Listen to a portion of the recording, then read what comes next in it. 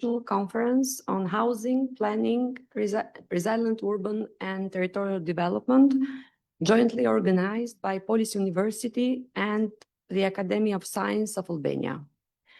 The theme towards euro-Mediterranean approaches invites us to reflect on how cities and regions across the Mediterranean can learn from one another, share knowledge, and co-develop strategies for more inclusive, resilient, and sustainable urban futures. Over the next 2 days, we will explore how housing, planning, and territorial governance intersect with pressing challenges such as climate change, migration, affordability, and rapid urban transformation. To officially open this important event, I now have the pleasure to invite the Dean of the Faculty of Planning, Environment, and Urban Management at Polis University, Associate Professor Lazar Kumaraku.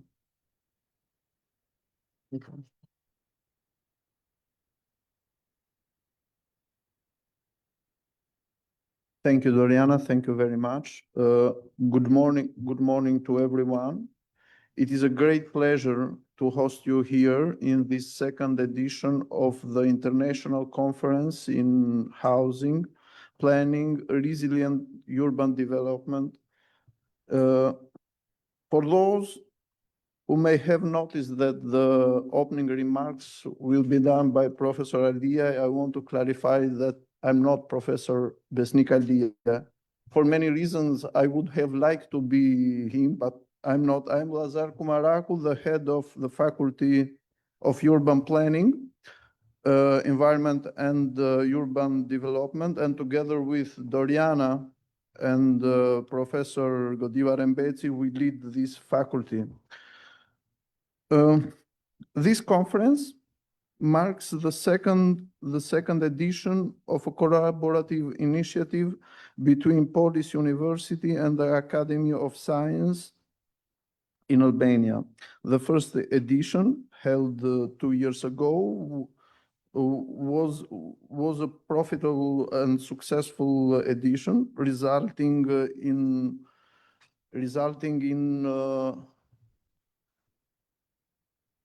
in a lot of publications within the Albanian academic platforms, like the journals of Albanica and Ayans.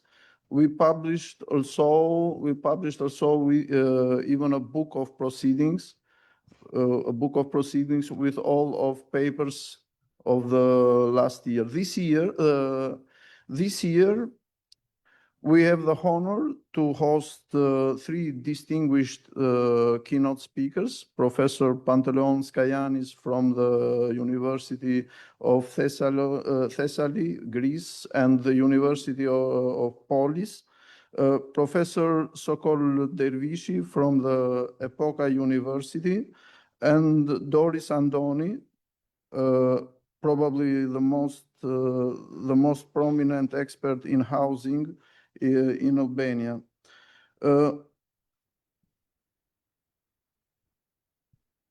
We extend our deepest gratitude to them, to their contribution in this conference. We had also received more than 60 abstracts from 8 different countries, from 4 different continents. After a rigorous selection process, only 40 abstracts were accepted to be presented in this conference, and that will be today, and that will be held today and tomorrow. We had also more than 25 full papers that will be published in a book of proceedings, and probably the most important and the most rigorous will be published in the academy platforms, like the journals that I mentioned before. I want to thank also, in the end of this opening speech, all the scientific committee and all the organizing committee, especially Doriana Musai, Armela Reka, Professor Gzim Hoxha, that was one of the organizing team in this part. Now, let's hope this was my speech. I end here with opening the conference, but I know that there are other greetings to be done before opening officially. Thank you.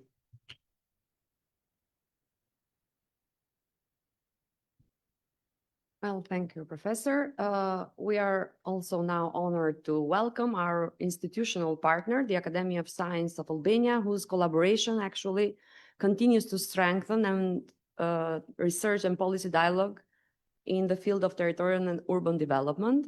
Academician Professor Gzim Hoxha is a distinguished member of Academy of Science in Albania, where he has served as head of the section of social and environmental sciences.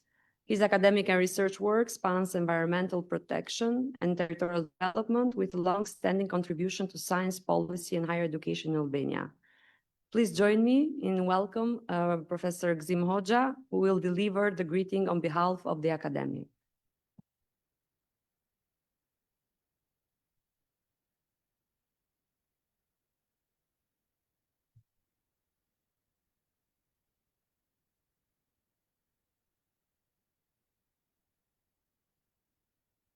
Mirëmëngjesi, do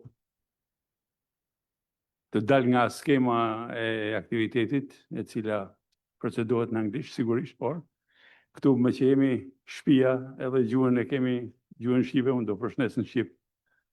Por nëse e dëshironi, pastaj fjalën mund t'ju përcjellim si ta dëshironi. Të nderuar kolegë, studiues edhe pjesëmarrës, të dashur miq të fushës së arkitekturës, planifikimit dhe zhvillimit urban. Është një kënaqësi e veçantë të përshëndes në emrin e kryesisë së Akademisë Shkencave sot në këtë konferencë ndërkombëtare. Kjo konferencë është e dyta në serinë e bashkëpunimeve tona me Universitetin Polis, të cilin e konsiderojmë një partner shumë dinjitoz si në mësimdhënie, ashtu edhe në kërkimin shkencor. Këtë bashkëpunim e vlerësojmë në mënyrë të veçantë për faktin se në Akademinë e Shkencave ende mungojnë antarë të saj me formim themelor arkitekturën apo urbanistikën. Nga programi i mirëmënuar i kësaj konference, bie menjëherë në sy fakti se në këtë aktivitet bëhen së bashku studiues, praktikues dhe ekspert nga fusha të ndryshme që ndërthuren në mënyrë organike me ndërtimin e qyteteve dhe territoreve të sardhmes. Në një kohë kur qytetet tona përballen me sfida të shumta, nga ndryshimet klimatike e deri tek presioni i urbanizmit dhe krizat e banesave, forume si ky i sotmi bëhen hapësira të çmuara reflektimi dhe dialogu shkencor. Temat që do të trajtohen në këtë aktivitet të rëndësishëm variojnë nga modelet e planifikimit deri tek arkitektura klimatike, nga morfologjia urbane historike e qyteteve tona bregdetare si Vlora, Durrësi, tek metropoli ynë Tirana, e deri tek sfidat bashkëkohore të qëndrueshmërisë, lëvizshmërisë të ndërtimeve tona në kohë zhvillimi normal apo në situata përballë krizash. Të gjitha këto tematika, mjaft angazhuese, dëshmojnë për një frymë kërkimore bashkëkohore dhe ndërdisiplinore. Kontributet që do të paraqiten në këto 2 ditë pasqyrojnë përpjekjen për të kuptuar jo vetëm qytetin si strukturë fizike, por si një organizëm të gjallë që ndërlidh historinë, mjedisin, ekonominë dhe kulturën njerëzore. Në këtë kuptim, konferenca e dytë ndërkombëtare mbi strehimin, planifikimin dhe zhvillimin e qëndrueshëm të territorit nuk është thjesht një ngjarje akademike, por një ftesë për të menduar ndryshe për qytetet tona si hapësira të bashkëjetesës, të inovacionit dhe të përgjegjësisë ndaj brezave të ardhshëm. Uroj që këto 2 ditë prezantimesh dhe diskutimesh të fryqshme të shërbejnë për të krijuar ura të reja bashkëpunimi ndërmjet institucioneve tona dhe ndërmjet studiusve të arkitekturës dhe fushave të përafërta apo ndihmëse, për të ndarë përvoja dhe për të frymëzuar politika të reja në fushën e zhvillimit urban dhe territorial. Ju falenderoj gjithëve për pranimin tuaj, për angazhimin profesional dhe për kontributin që sillnin në këtë debat të domosdoshëm mbi të ardhmen e qyteteve tona. Ju uroj punime të frytshme e të suksesshme.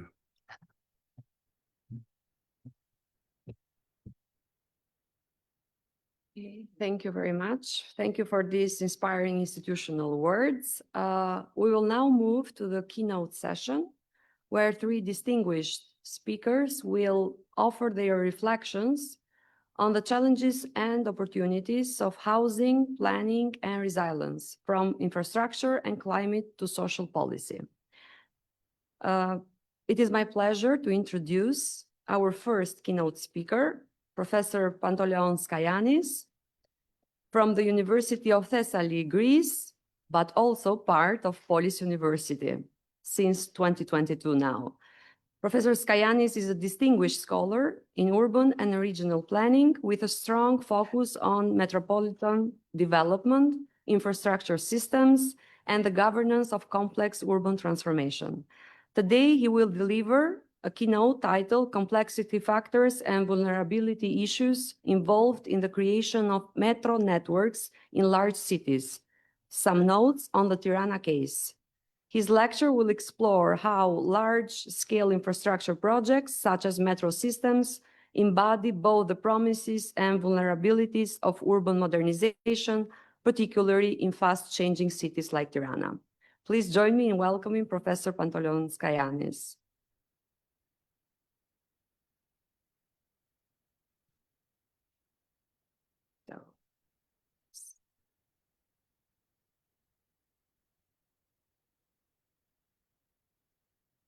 Okay.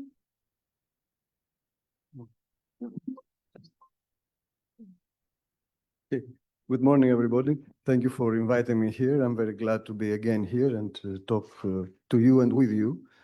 And so I go straight to the subject because not to waste time. First of all, give me a second to arrange how this moves. Okay, brilliant. So mega projects is the issue because metros are mega projects. So what are mega projects? There's this definition. It's not what we want to call mega projects, but there is a definition, scientific in a way, definition of what we call mega projects. And these are projects that cost more than $1 billion. This, of course, is, well, oh, okay, sorry. This is a norm, right? Okay. That cost more than $1 billion. More or less. That is, in a smaller city, you can call mega project something which is less than $1 billion, but generally speaking, mega projects are $1 billion. And the issue is that they affect a lot big populations. First of all, big populations is important because they affect a lot of people. Second, they're impacting large areas. Okay, even if it's the surrounding that impacts. A bridge, for instance, impacts larger areas because it has an impact in the environment of these areas around the bridge. Then they last for many years. You cannot build a bridge and say, oh, sorry, that was a wrong bridge, let's demolish it and build a new one. They last for many years. Okay, so the mistakes are transferred over the years, so that's a reason why they're very important. Then we have mega projects have most of the properties of infrastructure. General infrastructure, a small road is infrastructure, but a big road is also infrastructure. But mega projects have, they have to the fullest the qualities of infrastructures. Whatever we attribute to infrastructures in mega projects is much more. Okay. Then we have the power of context. Context is suppose you know what is the context, but it's very important in these big projects to understand the context in which they are built, because it's hugely social and political, and the context is affecting and is affected by them. Then we have the mega projects also follow they're supposed to, but they never do, follow the laws of the iron triangle. The triangle is that this iron triangle is that the mega projects are expected to be within the budget. So you have $2 billion to make a huge road or a bridge, and it's supposed to fall within that, not to exceed the money that you have prescribed for it. One thing. Second side of the triangle is they have to be on time. That is, you say that we have a metro system in 15 years, and supposedly you must have it. And third is the qualities that the project should have. The issue is that they never do. There are few cases internationally, globally, I think, throughout the world, over the last 40 years or whatever, after the war, let's say, that one project has complied with all the requirements of an iron triangle. So this is not the criterion of whether a project is successful or not, because it has been proven that projects which were out of budget, out of time, etc., they're more successful than others. So nowadays we consider success as a matter of sustainability more than this bureaucratic thing of the iron triangle. So mega projects also have the quality of non-linearity. So they're not expected, and they're not expected to go, in a linear way. Their study or their completion or the construction. It has always emergent issues. It has loops behind that go back. They have emergent issues that come into the process of creating the project that change the project all the time. So there's no real linearity, but only in technical, maybe terms, if possible, or social. Then we have a number of stakeholder groups and a variety of interests. So if you build a road, for instance, the people, various parts of the society will be very much interested in that, and they have an interest, actually in this economic interest, and they get involved and they influence decision making. So it's a big thing. Also the society, the people who are around, the inhabitants, the residents of an area also have their own interests in preserving the area in a certain way, and they also get involved, and there is always a battle for that, but there are ways to regulate this. Okay, and yes, and then we have all these groups. They develop their own story about what will happen, their own narrative, and these are narratives that are in contrast with each other sometimes, and clashes.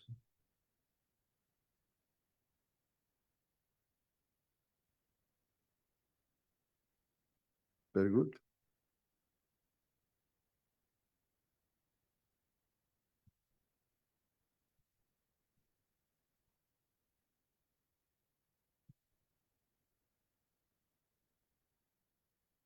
Sorry, it does not change in my computer. So yes, I continue from here for the time being. Okay. The other. Yeah. Thank you. Sorry about that, but it's not my computer, literally. So, so other important characteristics is that there is conflictuality. That is, there is conflict always about a mega project. You can just imagine the ring road here. I mean, other people are in favor, are against, and various opinions and this and that. They have questions about sustainability. We're not sure if all projects are sustainable. This is what I said before.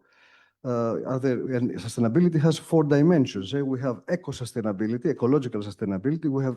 We have social sustainability, economic sustainability, and institutional sustainability. Okay, so we're not sure whether all these big projects are, in tune with sustainability requirements. And then, because of all this, we have silos. You know what is a silo? It's like where they keep some products like wheat and barley and things. It's big cylinders where they put the products, and they're like this, and they don't communicate with each other. So all these stakeholders, they tend to create these silos, and there's an art how you manage to make these silos communicate with each other. Okay, and then we ask that if they don't agree with each other, and so it's residents here and the government there, and they are in conflict. Is there a way to bridge the silos? And the higher you go in abstraction, of what you think, the most possible might be, but then you lose the game, which is that, I mean, that if the silos are like this, and you say, okay, if we talk in eco-environmental terms, maybe we find some agreement. So you go a little bit up, and then you say, no, we cannot find some agreement. Let's think of something more abstract, and then you lose the game. It's very difficult. So sometimes you have decisions which are not really,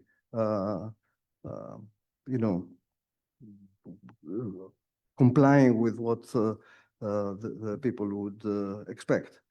Some examples are the Grand Paris Express, for instance. In this case, we have this is a metro in Paris.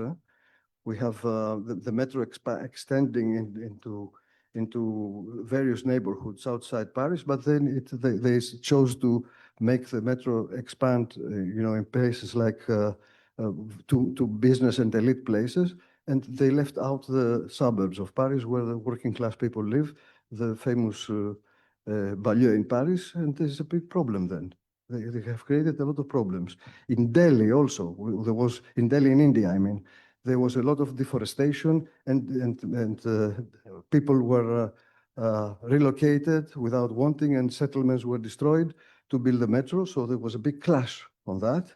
Same thing happens, well, in Crossrail project in London, what happened was that they had financial problems, and the government was not too much enthusiastic about the whole thing, and it went slowly and things like that. In Sao Paulo, in Brazil, they had also big problems with the population there, and because people were displaced and there were problems. So you have problems with social groups that are in opposition to each other because of that. And then, of course, you have the micro context, because you have to, in a big project, you have to take into consideration the broader context. That is, you build the metro in a city, and then you have to take to discuss and to analyze the whole city. But also you have to discuss and analyze the neighborhoods, because you will have stations in neighborhoods, and they have a different impact. So it's not enough. It's not sufficient to analyze the whole city. You have to analyze the network which the station will be. So we have these micro contexts that have to be analyzed as well. And of course, one of the ways to deal with this is participatory planning. We'll talk on that in a while. What we need to say is that we have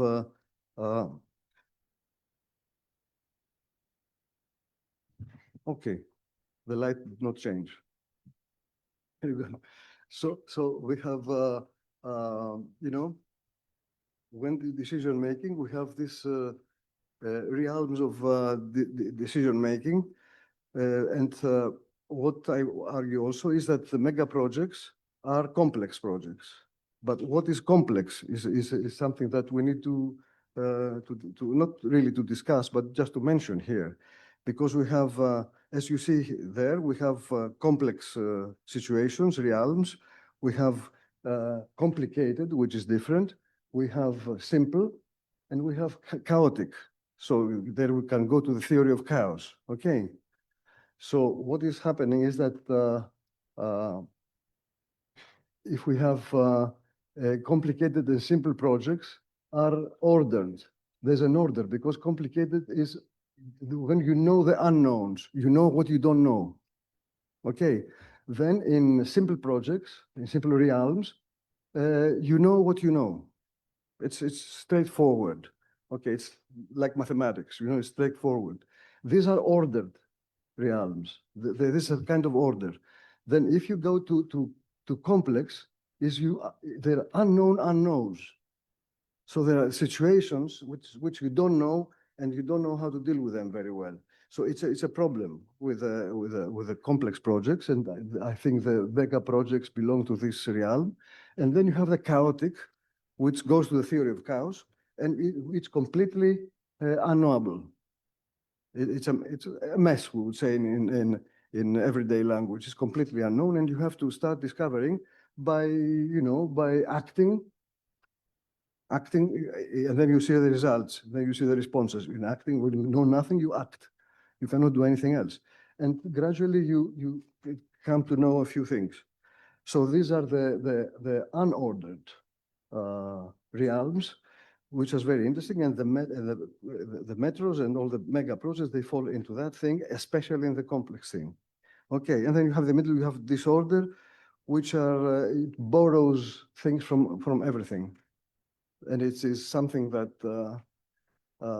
it's another problem, but it's a different discussion. And it will end up discussing disorder in the context of chaos. You can also jump into the realm of entropy. You know, the energy, the entropy is very relevant to this, but it's a different discussion. Next time we'll do that. Okay. So,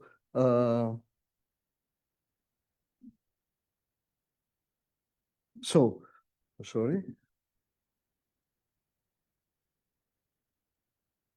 So, you see that we have, there are difficulties that are related to complexity in the process. You have, first of all, you have unpredictability in this, in the process of these projects. Unpredictability means that there are changes during the projects that you don't expect. Things happen, you know, the government changes and the law changes.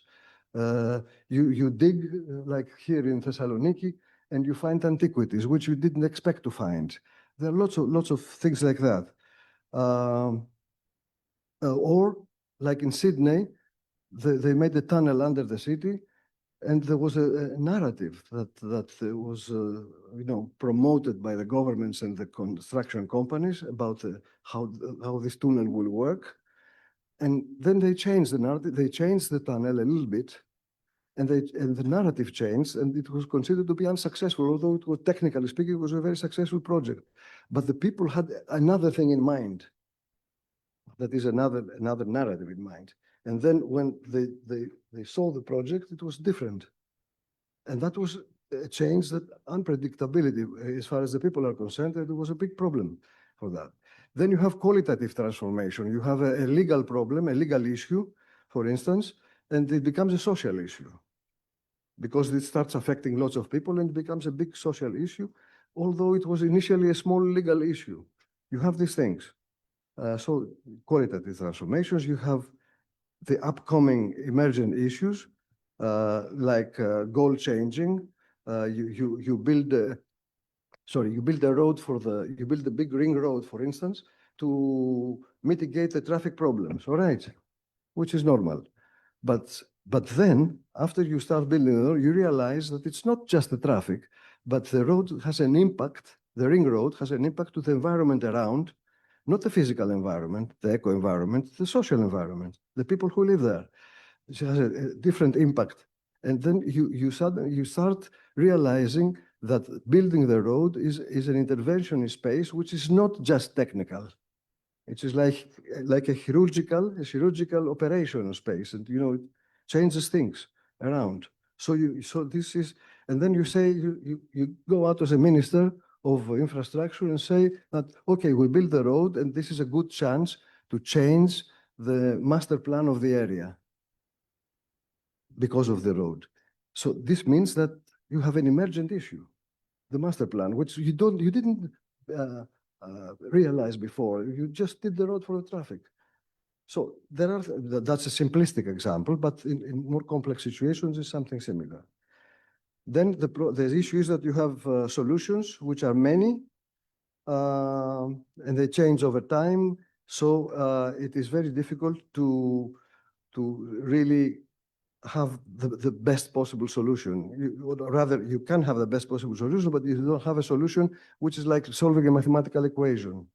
When you discuss these projects, it's not X equals 2 as a result. It's that this is better than this, and let's do that, for instance, and we'll see. Okay.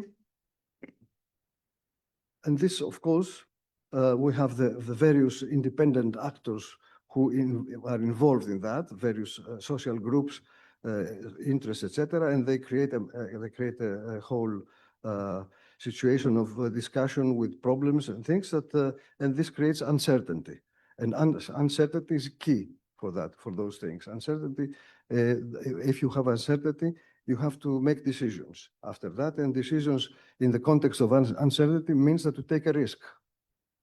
So it's risky to make, but you cannot do otherwise. Okay. So then, because of all this that I told you before, these are actually the qualities of a complex system. You actually have, if we agree on that, we have a complex system, but the complex system is also vulnerable. There are problems. It's not that any system is vulnerable, but the complex systems have particular vulnerabilities, and there are drivers for the vulnerabilities. Where are we? Okay. Okay. There are lots of drivers for vulnerability. Because there's a whole literature on vulnerability, I will concentrate here only on the social vulnerability, which is, I think, is most interesting in today's world. So we have power imbalances. That is, we have political influence. Okay, we have institutional mistrust. We have, these things actually, they create a problem with power is not fixed. It is a ground of constant change sometimes. We have stakeholders engagement deficits, which means that all the stakeholders have not the same or enough information about what is happening. And they're not aware of what is the risk they're taking if there is a project that will take place or not. There's a risk and they're not aware. I mean, aware might be a group of scientists, but the group of the local residents have a different idea about the thing, and they don't have always enough information because they don't give them the information to the ordinary groups, okay, except the scientists and the politicians. Then you have, many times with these projects, you have economic displacement or gentrification. You know very well that when we have a big project somewhere that is good somehow, then people tend to accumulate there to inhabit this area more, and more elite parts of society go and live there, and the others are displaced gradually. Okay, and this is being done by a natural economic process in a way, because there is also the forceful thing that we say, the fourth thing that we will see in a minute.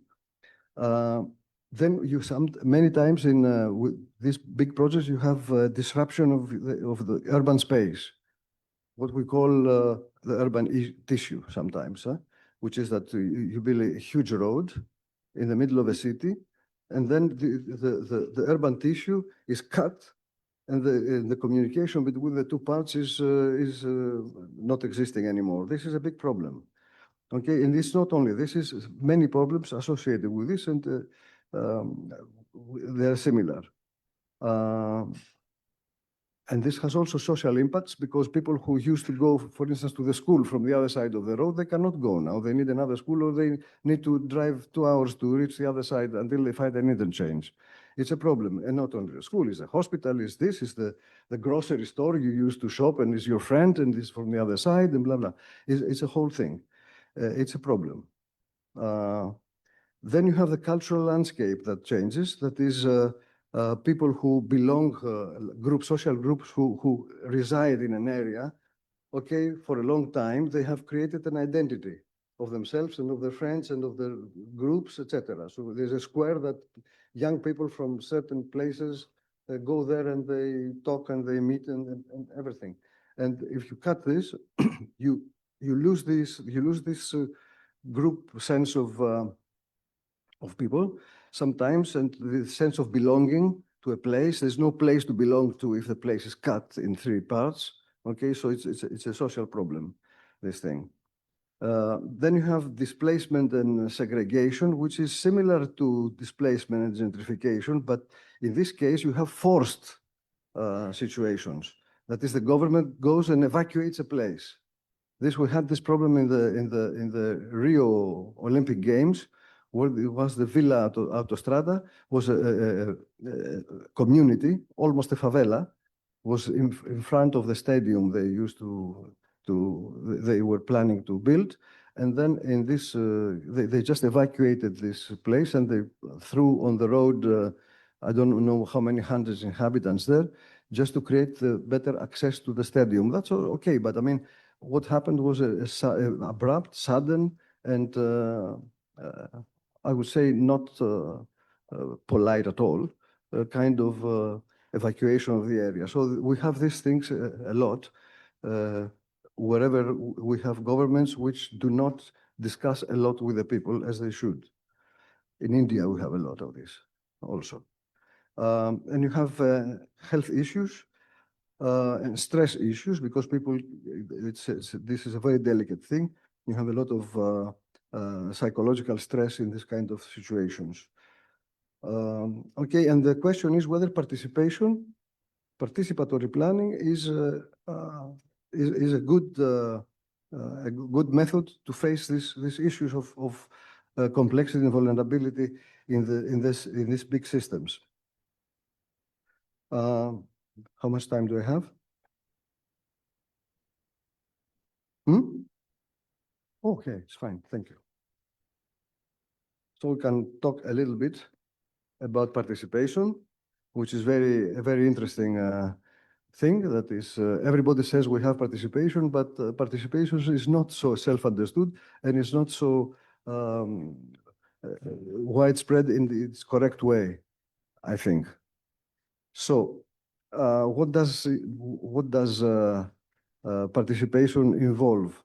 It involves information exchange. That is, people who participate, like that, they have to exchange information, but full information, not information deficit. Okay, full information, as possible as it can be. Another purpose of participation is education, because you educate the participants in certain things, like you educate the general public into what is a metro system and why is it useful and how you can do it, etc. But also those who introduce projects, they also are educated themselves because they learn from the people. Okay, it's a two-way process. Learning is always a two-way process. Then it's about building trust, because there's many times that the people do not trust the governments or they do not trust the scientists. They think that they're going to, to grab from them what they have, and sometimes it's correct, sometimes it's not, however. So you have to build the trust between the people and the authorities which are actually proposing a project. Then participation has also the purpose of assisting in decision-making, because nobody's perfect, not even a government or a scientific group. You have to learn, and you learn from those who participate in a process. You learn a lot, and they help you in decision-making if you are willing to do this, okay? If you're open enough to do this. And then is the representational input, which is that all these groups, they're represented there and they have an input. Each one puts something more, a new brick in this wall that is being constructed, and you have this input, which is very useful, and the purpose is to attract this kind of input. So this is in terms of purposes, but in terms of levels of participation, we have 5 levels of participation. It is the information level, that is, you gather people to be informed. That is the consultation level, that is, you consult, you discuss, and you exchange ideas. The third level is to get involved, to make the participants be involved in the project. And then is to collaborate, that is to practically contribute to the project, not just get involved with discussion, but practically contribute to the project. And the last phase is empowerment, which has either has the purpose of giving all the authority to the group that makes the consultation and the participatory planning procedures, or to the simple people who can or not be running the project.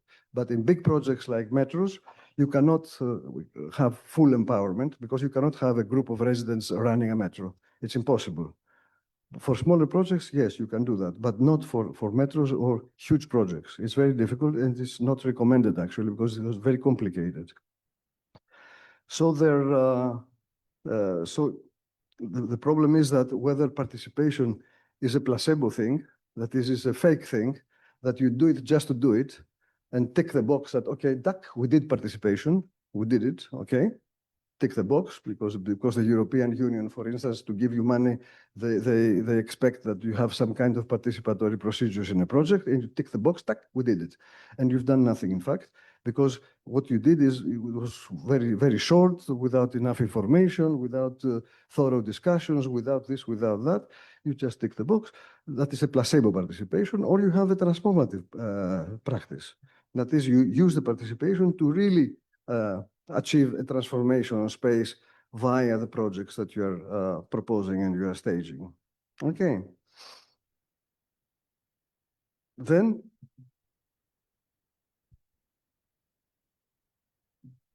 okay, then you can see here, I will not go very far into this, into detail with all this, but you can see here the various stages of participation, the various stages of participation.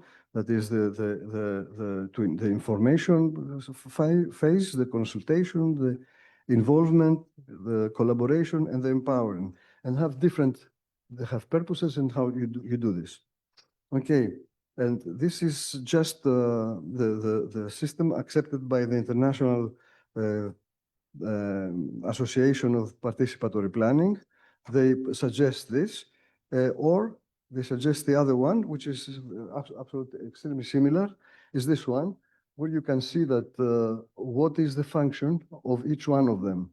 For instance, for the first one, which is the information, you have this and that. That is, you have presentation of and dissemination of information, a public awareness.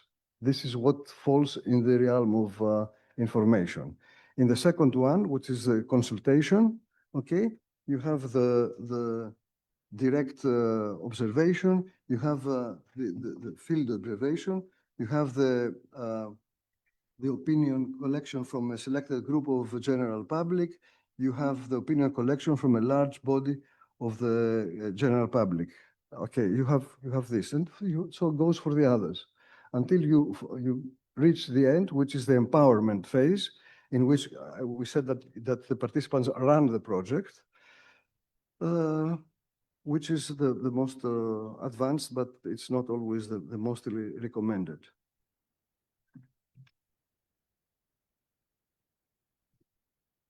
Then if we go to the Tirana Metro to see what is happening here, we have just a few data. We don't have a lot. Yes, we don't have a lot.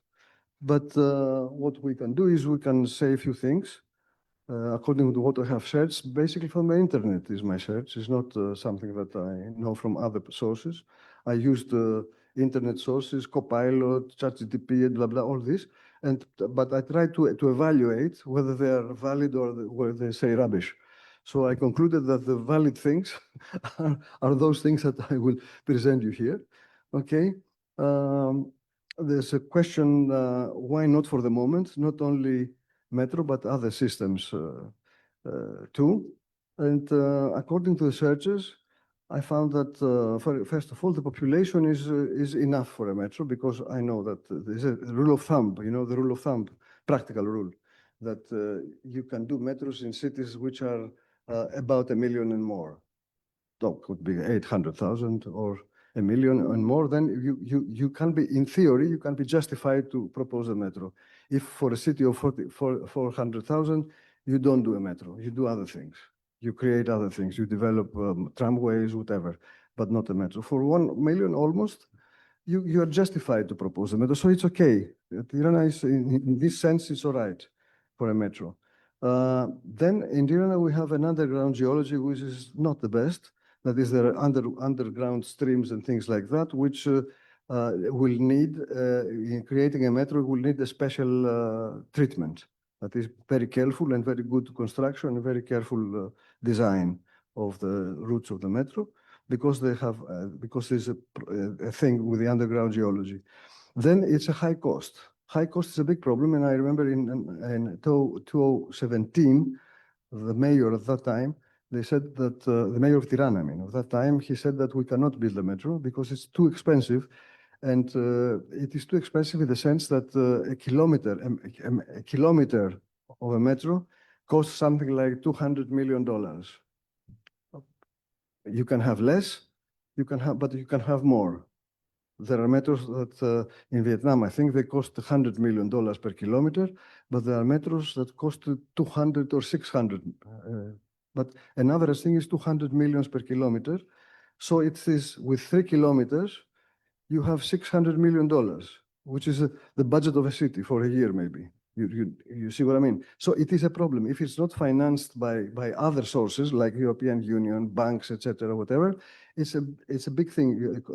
A community like a municipality or even a government will have difficulties to do it. Then the other reason is that there are other priorities. Sometimes, I mean, now the priority has been put to the rail, to the ring road, to the Tirana-Durrës highway, the motorway, the one which is outside Polis. An improvement of the bus system, which I don't know how it goes, and some cycling routes. They existed, but more are to come. So the question is also a question of priorities of a municipality or of a government, what to prioritize first. And you see, because money does not rain money, you know. Money, you earn it or you borrow it or whatever, but it doesn't rain money, then we'll be very lucky. So it's a problem. Also, there is, in Albania, there's a preference for private transport with private cars. And this is a result of previous deprivation, that the cars were not really allowed for the ordinary private people. You had the mass transport, which is fine, but the fact that we're not allowed is a problem. Not that there was an emphasis in public transport, which we want this emphasis even now. Okay. And the alternatives, that is what we consider as alternatives, okay, in this situation, like bus rapid transport, cycling routes, etc. Are they enough to face the problem of the traffic in the city? I think they are not enough. That's the thing. And then we have to see if the acceptance of a system like a metro is a cultural thing, that people are stuck with the private cars. It's cultural. It's political, of course, but it's cultural. So we have to see this. What does this stop?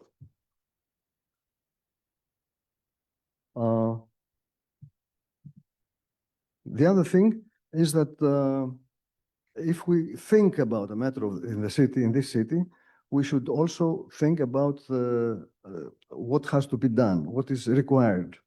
We need this deep studies and research, obviously, because the good study is the prerequisite. Because if you don't have a good appraisal and a good study in the beginning, the game is lost. We have and to take seriously the research, not to put it in a drawer. You know, the government sometimes they commission a research and they take the research, they pay the money to the research and they put it in a drawer. They do nothing.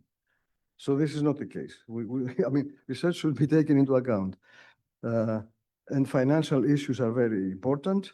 We need to have participatory processes in order, in order not to do things from the beginning and fail. We have to have good appraisal, that is pre-evaluation of the whole thing. And in Athens, we had a lot of problems. In Thessaloniki also, in the metros, because of not very good appraisal. And we suddenly found different geological conditions here, antiquities there, that there. And we had delays even for 3 years. In some cases in Athens, 3 years. Delays in Thessaloniki also, many years in Thessaloniki, but it was a more complicated problem. So there is a thing that you have to make a good appraisal.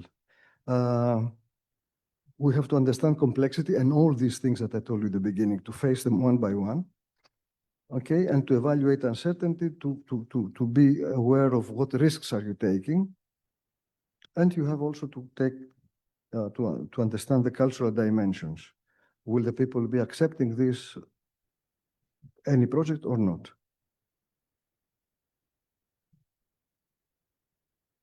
And the last thing is that, before the conclusions, is that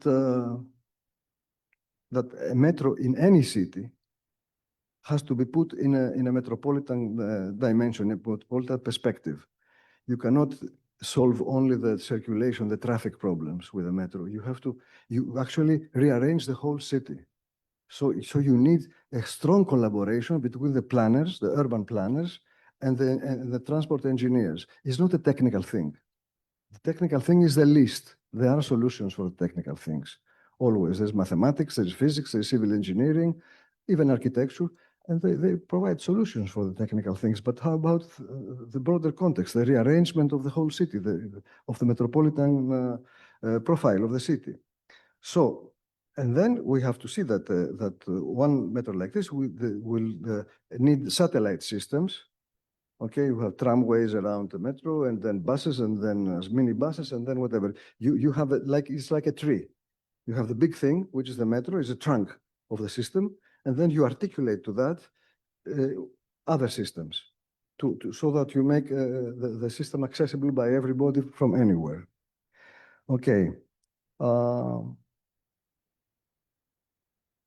Yes, one has to consider the sustainability, to face resilience, but especially the social resilience, because we say that we need a resilient city.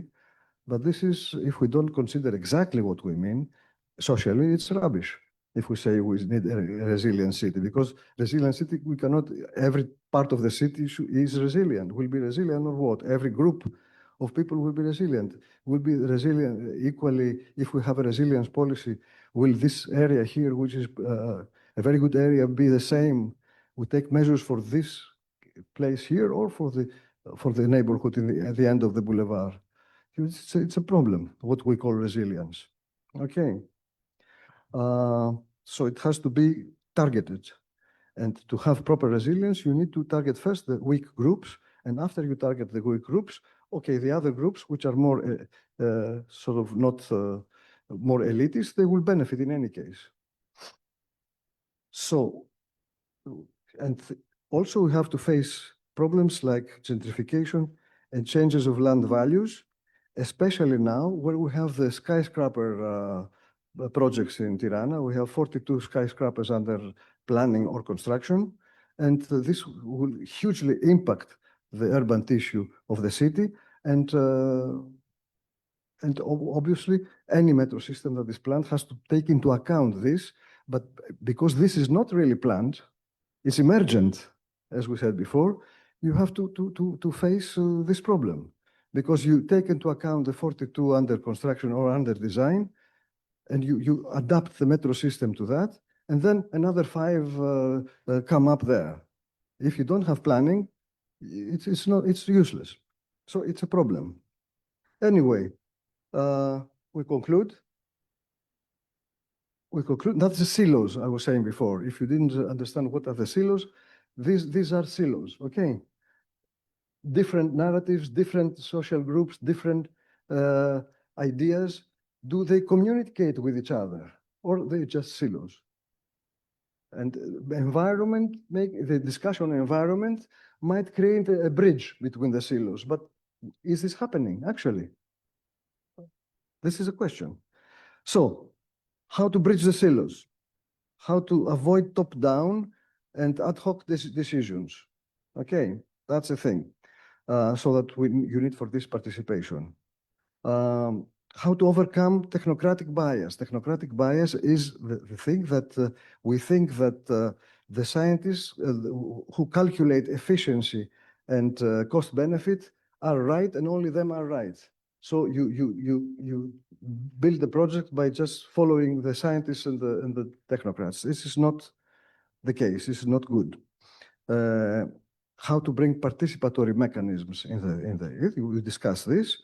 How to flexibilize and rigid frameworks, which means that planning systems, that the legal frameworks are very rigid. They're not flexible. But the situation with these projects, because they have a lot of emergent issues and unpredictability, sometimes you have to change the law also for something to happen. It's very complicated, this thing. Okay, you have to change models and governance systems to include everybody there, and to avoid urban inequalities. And you do all this, actually, if you have a purpose to serve the ordinary people. If you don't have this purpose, then the case is lost. Okay. So this is what I wanted to tell you today. I hope I'm in time or not, maybe. Almost. Okay. So thank you very much. And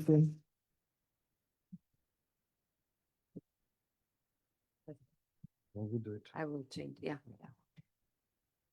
Thank you very much. Actually, you touched the Achilles heel of our country and city, the transportation, the infrastructure, and what is most important, the planning issue that we have or do not have. Now, after this insightful and provocative speech, we will shift to another dimension, but remain grounded, as the climate is something that evolve all of us, and the climate crisis somehow outcry for consciousness. Yeah. So our next guest and keynote, it's Professor Sokol Dervishi from Epoka University. His presentation is on climate conscious cities, rethinking, building, and urban design for sustainable futures. Professor Dervishi is an internationally recognized expert in sustainable design and building physics. He holds a PhD and habilitation from the Vienna University of Technology, and his research focuses on energy efficient architecture, urban microclimates, and performance-based design. Please welcome with an applause Professor Dervishi to his speech. Hello, everyone. Thank you very much for the invitation. I'm very honored to be here. And also it shows that the science has no boundaries. We are a small country, and collaboration between universities is crucial. So in this case, also it's a message to all of us. I thank you very much for this invitation. I'm very honored once again. Well, as you see from the topic, my main focus and research deals how we can make cities more sustainable. And these are some of the works I have done with my PhD and master students throughout the years. And it will focus from the urban scale to from the building scale to the urban scale, how we as architects have an impact when we design the buildings, but also not only the building itself, but also on the urban context. Well, we all know the issues of the global warming. We all know the problem that we are facing, that's a dramatic increase of the energy consumption. And as you see from the image, the temperatures are in this region are increased by 2 degrees, which is a huge impact throughout the world. But also here we see there are anomalies, which also Albania is part of the anomalies of the temperature. So we are facing this real issue even in Albania. And here we see the temperatures anomalies throughout the years, and the 2023, it's a huge anomaly. And here we have also the April data in 2024, that these anomalies are increasing. So here we have the real impact that we are facing right now. And here we see with the colors, the problems of the temperature, but also the reduction of the water throughout the globe. So on the other side, we have a huge issue of the population in the cities. Here, as we see, it is expected that the rural areas are always in decrease, and the cities are denser and denser, which we as architects have to deal with, and urban planners. And of course, we see also with the graphs from 50 to 2050, it is expected more and more cities. Also, we are facing in Tirana, more and more cities are becoming denser. Our population is shifting. It's a real fact that we should consider. And in this case, the buildings have a huge impact on the energy use, and we as architects are the primary role of that. So here we see with the color, the huge energy consumption throughout the cities, which buildings have a clear impact. Of course, there are some shifts that scientists and engineers want to bring it down by reducing the CO2 emission, making more buildings sustainable. And this is a huge issue, not only for the Europe, but also for Albania that we want to enter to the EU. The issues of reducing the CO2 emission and making buildings more sustainable is more vital than ever. There are some models of RCPs, representative CO2 pathways, that scientists want to bring it down, the CO2 level. And we have the best scenario, but also the worst scenario. The best scenario is that by 2100, we expect a reduction of CO2, but it's a very romantic scenario. But also there are some other scenarios which go very up. So in this range, we're always facing this issue. And in this range, we have to deal with that. We all know the problem of the cities, the density of the city, the facades that are facing the CO2 emissions everywhere, the dirty facades made of HVAC, because they are doing it even in Vienna. I remember when I was a student there were no mechanical equipment during the summer. Now it's happening even there. In summer, it used to be very cool, but now they are using these machines, these HVAC elements, even in these cooler cities. And global issues, trend of life, rapid urbanization, and we are facing real issues and problems. So, as I said, rapid urbanization is an issue. The urban sprawl is another issue.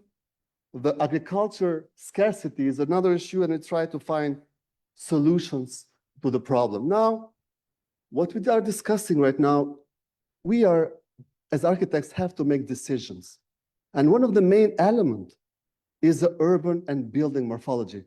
And it's not only about the real case where the climate is an important fact, the climatic condition, because we design with the climate. We cannot do the same building like in Germany, like in Albania. We cannot design the same building on the urban scale like in Kukës, like in Tirana. So we have to think forward. What can we do to make the buildings more sustainable? Of course, we have a lot of varieties when we design. We also have studio courses. We design sketches, and from the sketches, we make buildings. We have a space alternatives when we make decisions. But in the end, that decision should be sustainable without the special context. Of course, in laboratories, we have equipments that we measure the climate, we measure the temperature, we measure the solar radiation. But of course, in a real case, in education, and also in scientific, let's say, areas, even in office buildings that we work as architects, we don't have those equipments, but we have computational simulations. We try to virtually analyze the impact of light, the impact of the energy, and acoustics, all of those issues we can virtually simulate, and by virtually simulating them, we make decisions how to make the buildings more sustainable. Of course, the climatic condition is very crucial. So the sky, which differentiates, the sky is not the same like in, let's say, in Germany, like in Tirana. So we, as scientists, but also as architects, we design within the context and taking into consideration how much sun do we have throughout the year. And based on that, we decide from the urban scale to the building scale. Not only here, we have some basic simulations with the inner spaces. Let's say if we open a window, how that window has an impact on the overall lighting design of the inner spaces. And based on that, by having this input, we decide which option would be the best to design. Of course, my question arises, are these simulation softwares reliable? Of course, we cannot have 100% of the real case, but here we have I did with my PhD student a study in into Vienna and we put some sensors. And we said, okay, what would happen if I simulate the values and if I read the values from the sensors? Do they have the same? Actually, we had a very interesting result. The values are pretty close. Of course, not 100%. But we as designers, we don't have it to be 100%. If we're having that good range, that would be enough for us to make decisions. Of course, as I said, 4 factors influence our design. First of all, and most important, we always decide the morphology. How the building should look like and what shape should I have to give, not only on the building scale, but also on the urban scale. We try to make concepts, but how that one impacts the climatic and the energy in that space. Is it the same in different countries? And I will give you some data on that in this, but also the climatic conditions. The systems are different. For example, in some very developed countries, you have underground heating. In Albania, we don't have. So we don't have district heating, which is a very efficient way of heating. So not individual heating, but a district heating. So all of the cities or some parts of the urban spaces are designed and heated by the district. In Albania, we don't have that. And we have these individual machines that we put on the facades. And of course, that has a very big impact, not only on the building itself, but also on the urban scale, because you heat even the urban places that you sit more than 2 to 3 degrees. But it impacts the health of our fathers and mothers, our grandchildren, grandfathers and grandmothers, because they may not have some heart attacks. So there are really studies of how this temperature impacts the health of the society. But of course, the inhabitants, the people, behave differently. For example, I did some studies on the even gender behavior, and I saw that the women forget less when they close the offices to switch off the lights. So there is also behavioral studies, and people behave differently, and that has to be taken into consideration. But let's go a bit on some specific studies, what I did. Okay, I said, if the morphology is very important, the cube is the most compact shape. And with my master's student, I said, okay, we know the formula, and what I would do, let's have scenarios of different shapes of that volume, which can be an office, can be in housing. So we have different shapes with different impact, relative compactness. And in the end, I selected the first ones. Here we have some shapes from the cube, which is the most compact shape, to those who are less and less compact. And I asked, okay, we do decisions, we get decisions. So what would happen on the energy consumption if I select one shape or the other shape? How this shape impact the comfort, but also the energy use? And I said, what would happen if I use 30% glazing, 45% glazing, 60% glazing? Because we architects always take decisions on the transparency, on the morphology, but also on the orientation. I said, okay, let's have a scenario when we have 30% window opening. But sometimes I use, let's say, another scenario with more impact on the north, east, south, and west. Another scenario with 45% of the opening. Another scenario with 60% of opening. And the results that we had, this is one scenario of the whole, and here we have 180 scenarios of that geometry with different decisions. And I said, okay, let's see the results. I don't want to go into detail, but here we see the cooling loads that we get for each shape. That is for Tirana, and that is for cooling, for heating, and total. These are the decisions that we take and the impact that we get, which is very important information, in my opinion, when we take decisions, because when you get one shape from the other, we also have this parameter, the energy parameter, which has an impact on the energy. This is, let's say, for Tirana. Even you can have for Kukos, as you see, the graphs go up. So for each point, you have one scenario with different transparencies. The more transparent you have, of course, the more energy you use. But this information differs from city to city. I said, okay, what would happen if I take a real building? And if I use this shape, but I change I play with the shape and say, okay, I get the core and I move the system and I create 64 scenarios. Would that have an impact? And the results are pretty interesting. I said, okay, here we have from the highest impact, the relative compactness is, let's say you have less surfaces, to the less compact shape, and the results are pretty obvious. But I said, okay, what would happen in this facade? I decide to use 1.2 shading with 0.4, 0.6, and 0.8. Would it have the same impact if I use 2.2 meters or 3.2 meters? Because always we ask, what would happen if? But with computational simulations, with scientific data, you can get the real impact and decision, because always investors ask.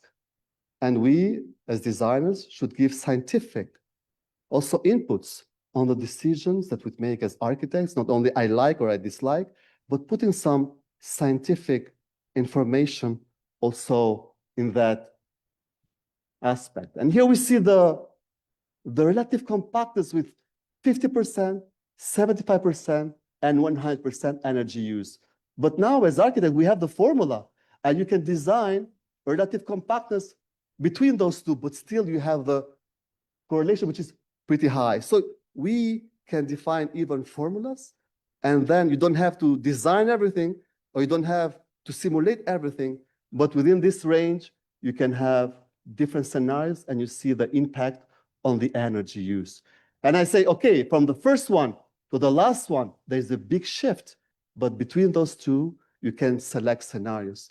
Because in the end, we as architects and urban planners, we optimize things. We don't think always the cost or the design, but we have this cross-section, and we find the best optimum solution for that specific case. So this input is crucial, not only for those, but also for different shadings. And here we have the whole panorama on the different shadings that we might use, and on that, you get the best solution with the optimum cost.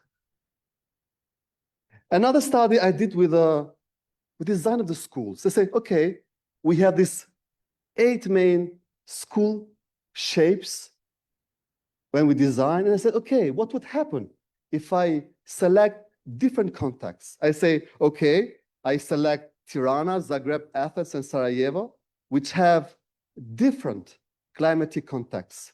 And okay, we designed the schools together with my students, those 8 main shapes that we have in architecture. And then we see here the impact of the morphology on the energy use. And we saw that even you can analyze the temperature on that space. And of course, within the orientation, the temperature changes, and we see the maximum minimum where the comfort is still here, but here we see the overheating temperatures. Of course, only with the shape, you cannot reduce the temperature to the comfort level. But of course, morphology has a clear impact on an orientation on the comfort that we have. And here we have a very interesting data, for example, of the whole climate, Tirana, Athens, Sarajevo, and Zagreb. For example, we saw that the closed courtyard doesn't work for Tirana because it's too overheating. It works well for Zagreb and for Sarajevo maybe, but not for Albania. So the message is we have to design with climatic context, not copy-paste from other countries and bring it here, but every climate has its own impact and the energy use. And of course, we should take that into consideration. And here we have like a map, which shape works better. This one, interestingly, works pretty well for all, but here we have a full view. The more intense the graph, the more, let's say, good is that shape, and the less, let's say, as you see, those ones don't work well for each climate. So here we have a map, which is important for the policymakers and for the urban planners. Of course, I'm not saying that, I don't want to give the message that you do only this shape. Of course not, because there are some other factors of influence, social, economic, etc. Of course, there are a lot of, let's say, space of design. But this is an important element, at least to have a knowledge what we are designing and what our sketches impact the overall energy use. We can do that for another study we did for the subterranean housing. Let's say the earth, the impact of the earth on the energy use. So how much the earth has an impact on the energy reduction. And we have pretty interesting data.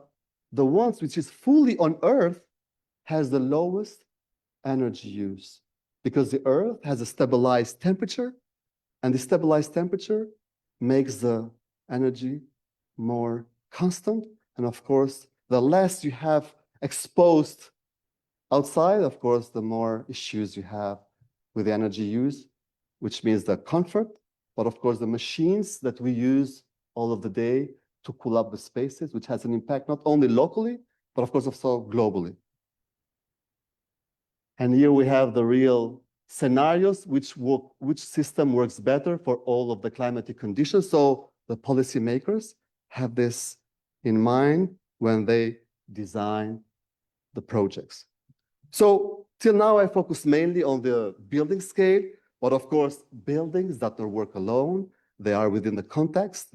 And in the end, we design not standalone buildings, but buildings with the urban context. And here, as I said, the buildings don't stay alone, but we as architects have to find sustainable ways. So we are shifting from the urban analysis to urban scale analysis when we deal with those concepts. So with another student of mine, I said, okay, let's work virtually. Let's say if I take a cube and we have different clusters. Okay, I have a cluster A, cluster B, cluster C, courtyard cluster, and different shapes, okay? Which is a mixed one. I mean, okay, which one works better for our climate? Let's see, let's have a look.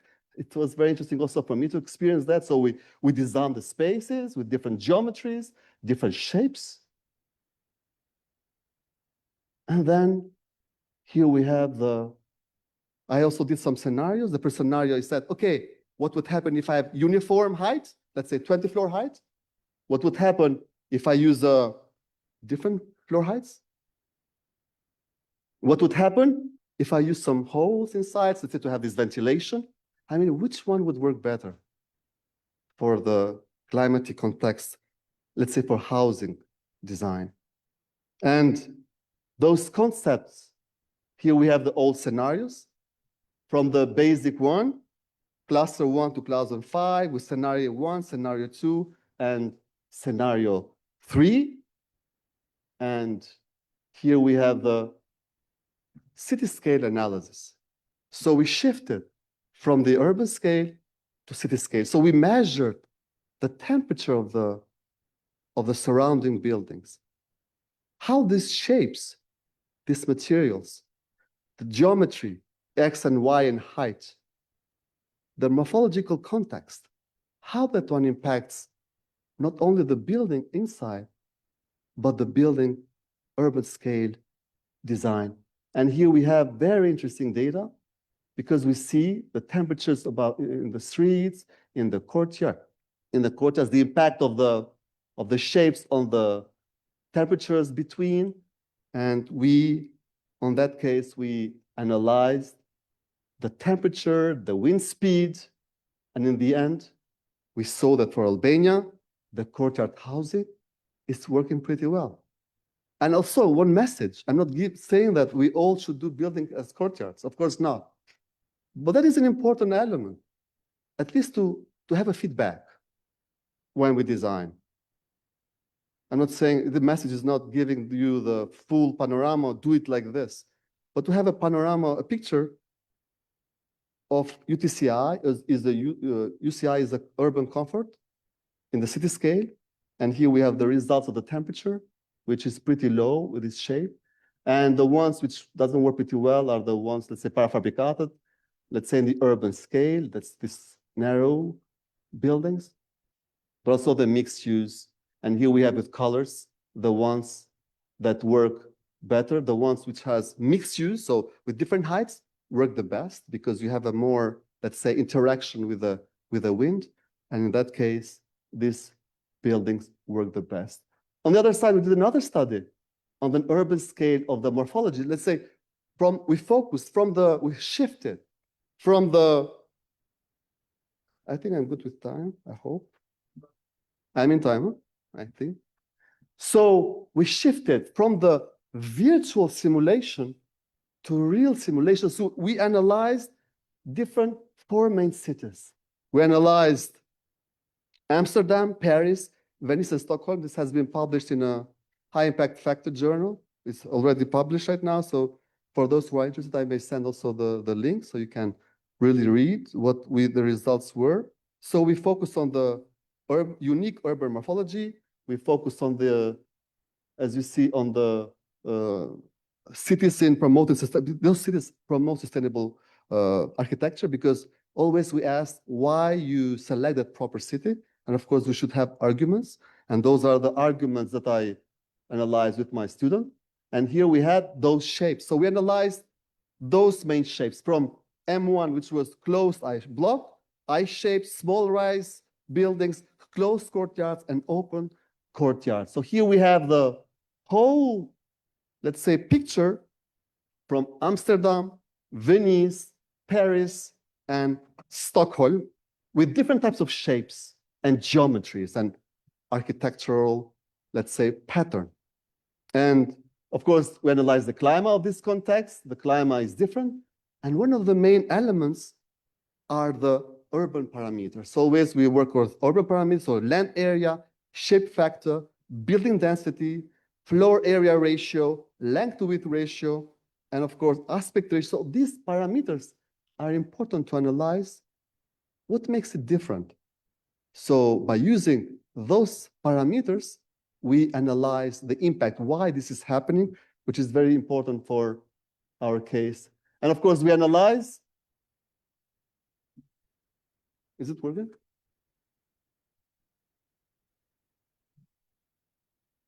I think it's not working.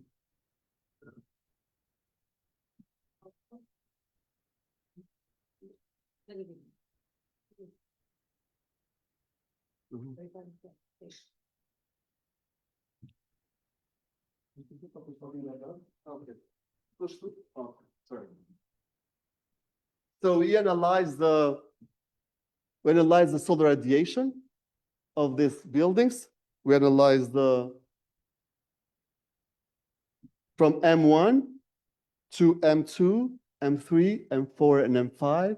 We analyze the radiation of these facades, as you can see throughout the year, which change. It's a video, that's why it's a bit slow. So we analyze how much sun radiates in those geometries with different, let's say, shapes in Amsterdam, Paris, Venice, and Stockholm from M1 to M5. And of course, we analyze specifically from Amsterdam, all of those shapes. And also we analyze for one panel, what is the radiation. So we want to put the photovoltaic panels, and we want to analyze how much these photovoltaic panels impact, the morphology impacts the photovoltaic panels when we decide as architects where to put. Is it the same for each morphology? No, it's not. As you can see, the morphology has an impact of the position of the panels. So you cannot put the same morphology to all panels. And here we have the results for Paris. Here we have the global radiation. You have the global radiation for Venice and also for Stockholm.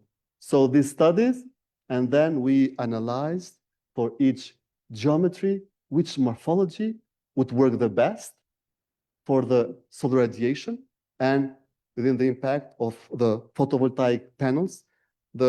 Here we see the improvements. The worst case is with minus, and we see how many percentage a specific morphology works better for a specific climate, which is important for the cities because the government places photovoltaics, but please don't put it everywhere.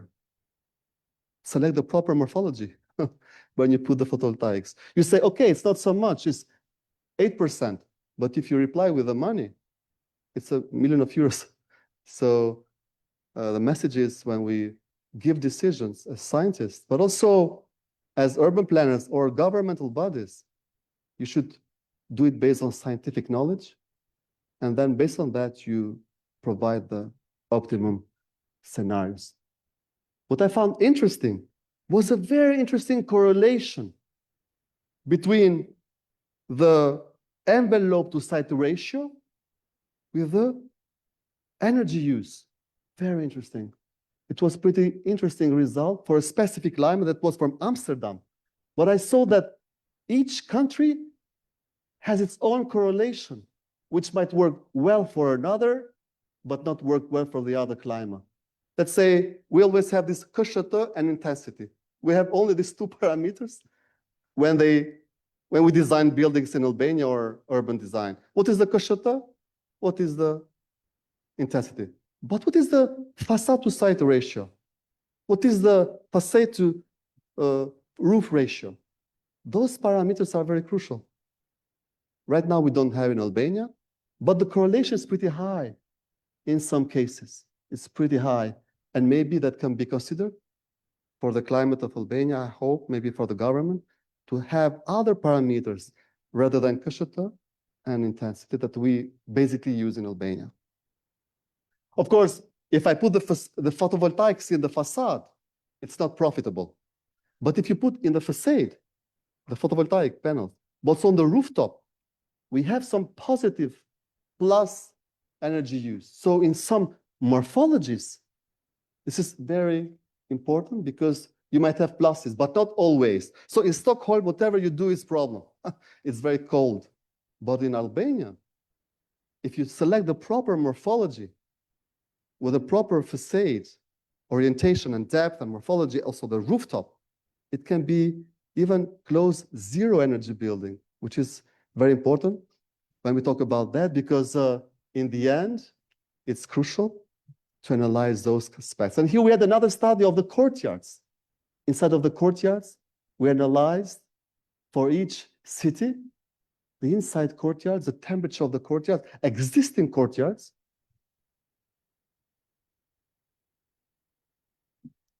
It's a bit heavy actually, but I hope it works. A lot of videos.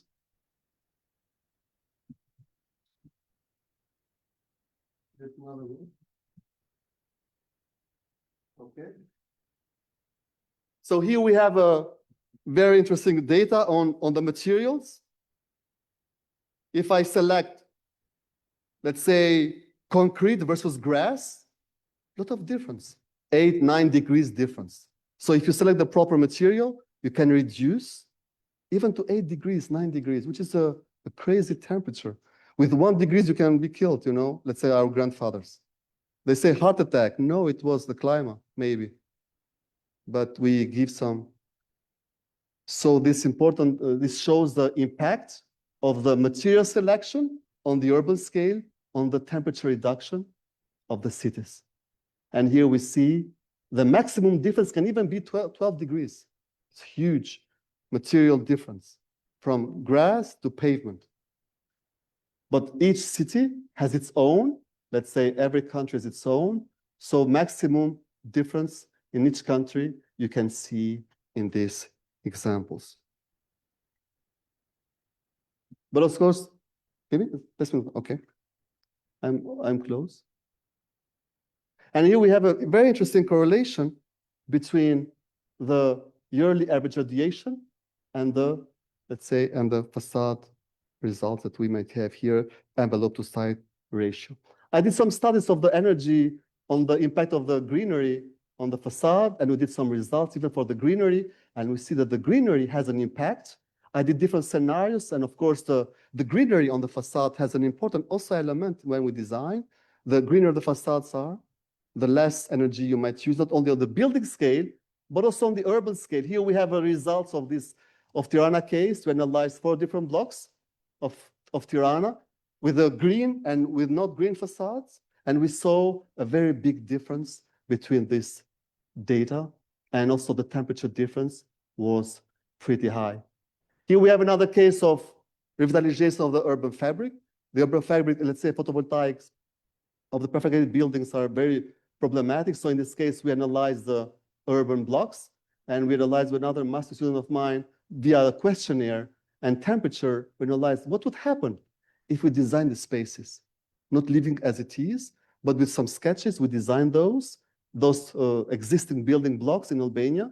And of course, we did also some intervention on the facade. We even put the second skin facade to see how that one impacts our design. And the results were very promising. The red color is the one existing one, and the blue color is the intervention, which means the temperature reduction, which was pretty high, which is a real impact on the social activities that take place in that area. Let's say this is a simulation throughout the first scenario. This is a simulation throughout the second, let's say, building. And here you see the colors, which mean temperature difference, which is pretty high, as we can see. But also for the building scale, we saw a lot of energy reduction, as we can see from this image. My last comment and my last part of my presentation is I'm giving a scenario for the future cities. I did some studies on the urban farming. What would happen if we put farming on the rooftop? I mean, would that work? Because cities are becoming denser, the food will be less and less. It's a little bit more futuristic to say, okay, if I select some buildings, but on the top roof, I have farming, I have food production. So we did some scenarios. We analyzed the building itself. We analyzed what type of, let's say, plants you can use in that farming top. We selected some cities, and we selected different geometries, which geometry would work better for each farming. And with those scenarios, let's say this is a scenario of the apartment. The logic is, I have an apartment, but on the top roof, I have food. I go up and take the food. So it's like a co-hitable. It's a bit, on my opinion, it's a bit futuristic, but on my opinion, it will work in the future because of the scarcing land. No food will be anymore, not so much. So maybe some models on food production. This is a scenario of the food production, how the people will take the food in these areas. And the energy has a real impact, as you can see. And also we analyze the payback period. In how many years you get pay back the money? In 3 years. Of course, not the construction, but the equipment. In 3 years you get back. And you can feed a lot of people with that food farming. And I did this analysis not only on the building scale, but also on the urban scale. This is being published in another journal. We analyzed different cities. We selected this is why we are doing it. So we took 4 main ones. This is my last slides. I took Spain, and these are the morphologies that we used. I took Denmark with those morphologies, the same morphologies. I used, as you can see here, Italy, Milano. And those are the geometries that we analyzed with flat roof or glass roof. And on that, we analyzed the impact of the morphology on the urban farming. And of course, the results are very promising. And also we analyzed what you can produce there, tomatoes, potatoes, all of those. Really, you can do that in the rooftop. It's futuristic, but on my opinion, it will work because the food is less and less. And of course, it's very economic. You don't have to transport someone to bring it here, but with steps, you go and take and, let's say, work with that building to make it sustainable. And these are some food that we can invest. And here we have the temperatures, that energy that might be used for each morphology for different types of the year. As you can see, for example, in Copenhagen, you need more energy in January because it's very cold. The tomatoes have a certain temperature. But of course, in Albania, in these countries like Milano, Albania, Barcelona, you have more energy during the summer because the temperatures go 40 degrees, and you have to bring it down where the tomatoes can be, let's say, 20 degrees. So in that case, we analyzed for each climate what you should do and what production you should get. And here we have the full overview of the energy use for each morphology for 4 main climates, which is Barcelona, Copenhagen, Milan, and Paris. And I think also for Albania, it's a thing that maybe not right now, but in the future, it will happen. And here we have the morphologies. Which morphology works better for the food production for each climatic context and this panorama? The more brighter the color, the more important that morphology is. In this case, we have a huge panorama of the types of decisions that we make for this futuristic city. Thank you very much.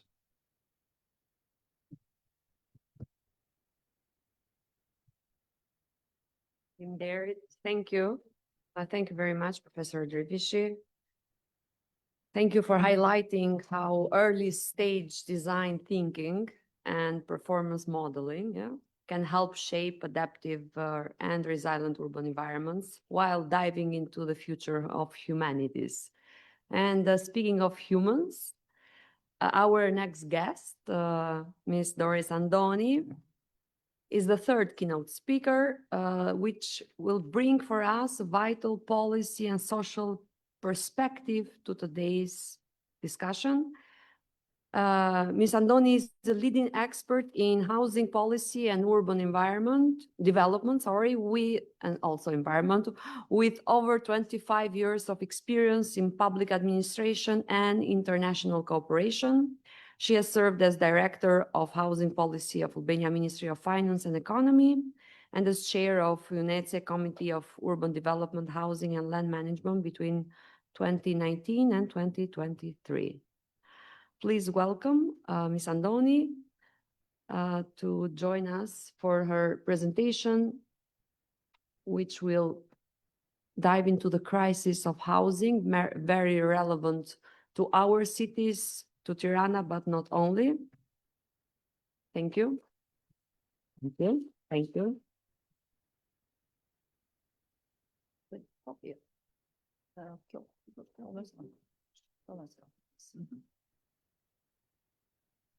Okay, thank you, Doriana, and thank you to Universiteti Polis for inviting me as a keynote speaker in this event. I was told when I was preparing my presentation that if the presentation is prepared in English, I have to speak in Albanian. So I have prepared the presentation in English. It's just something that some slides I had prepared before, so I have to speak in Albanian. Although perhaps I will shift between English and Albanian during my presentation, and trying to be also in time, I have prepared it in written. So, yeah, të nderuar koleg, miq dhe pjesëmarrës, sot kriza e strehimit nuk është më thjesht një çështje periferike, por është një nga sfidat më të mëdha të sociale të shekullit ton, 21. Është një krizë e cila nuk ka të bëjë me numra thjesht. So it's a crisis that is not just a crisis of numbers of buildings, numbers of housing, but it's a crisis that exposes the inequality in our societies. It also is an indicator of economic and social disbalances, or the way how our societies function or fail to function. According to UN Habitat, there are some 2.8 million people that are facing with problems of housing affordability.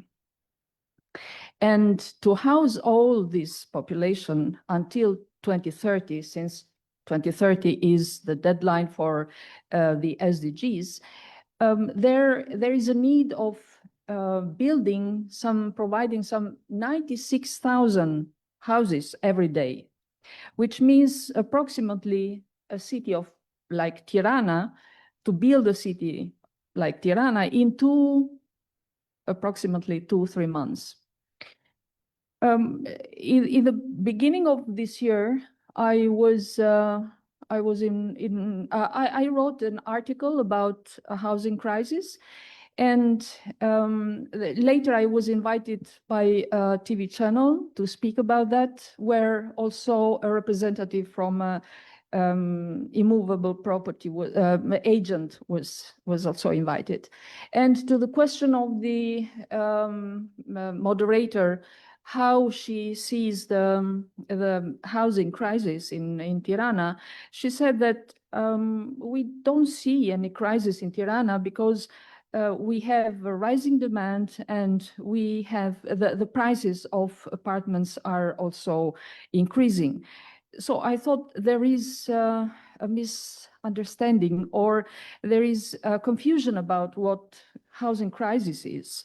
Housing crisis is not about luxury housing, having luxury housing, and it is not a sign of a good and healthy. So this luxury housing is not equal to a good and healthy housing market.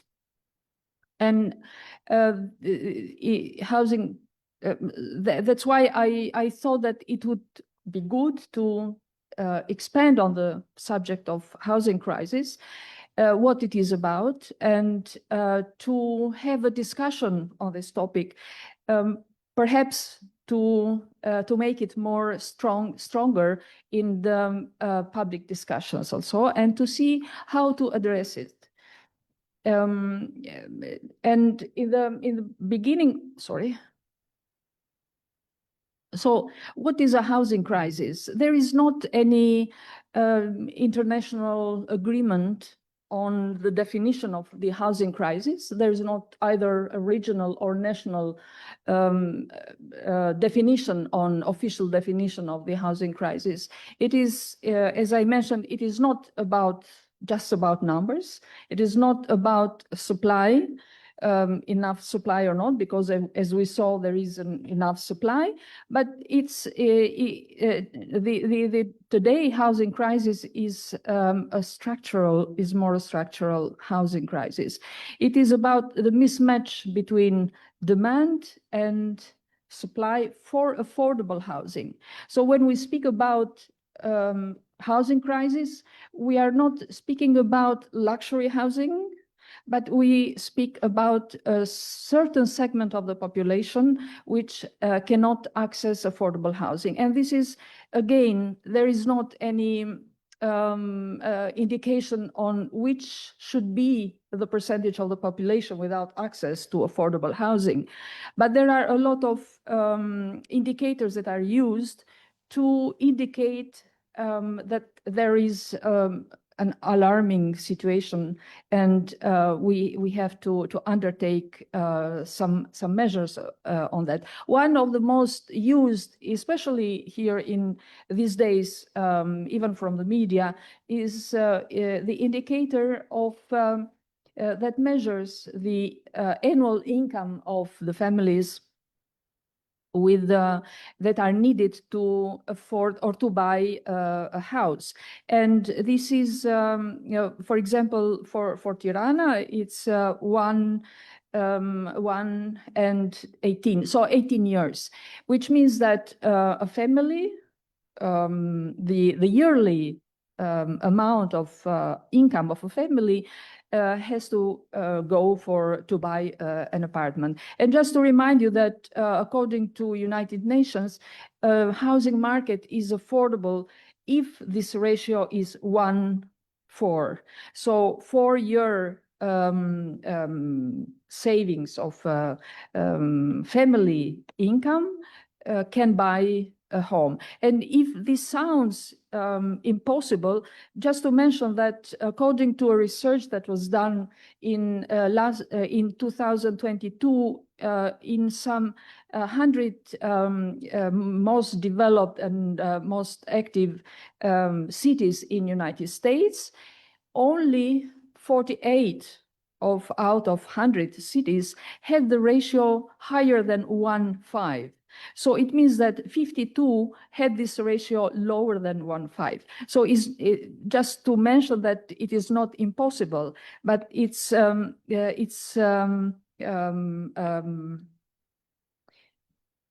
way how to think about that. So, yeah. Now I'm going to have a look on which has been the biggest housing crisis in the last century, in 1 century, let's say.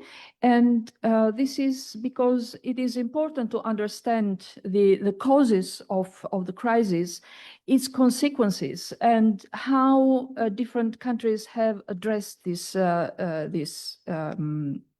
element or these causes. Saying that perhaps we are not able to address beforehand, before that the crisis happens, all the causes of the crisis, and especially with housing policy, sometimes it's impossible to address all the problems of or causes of the housing crisis. But at least we can understand the position of the national governments and the measures that they have in their hands, also learning from the experience. And I would start with the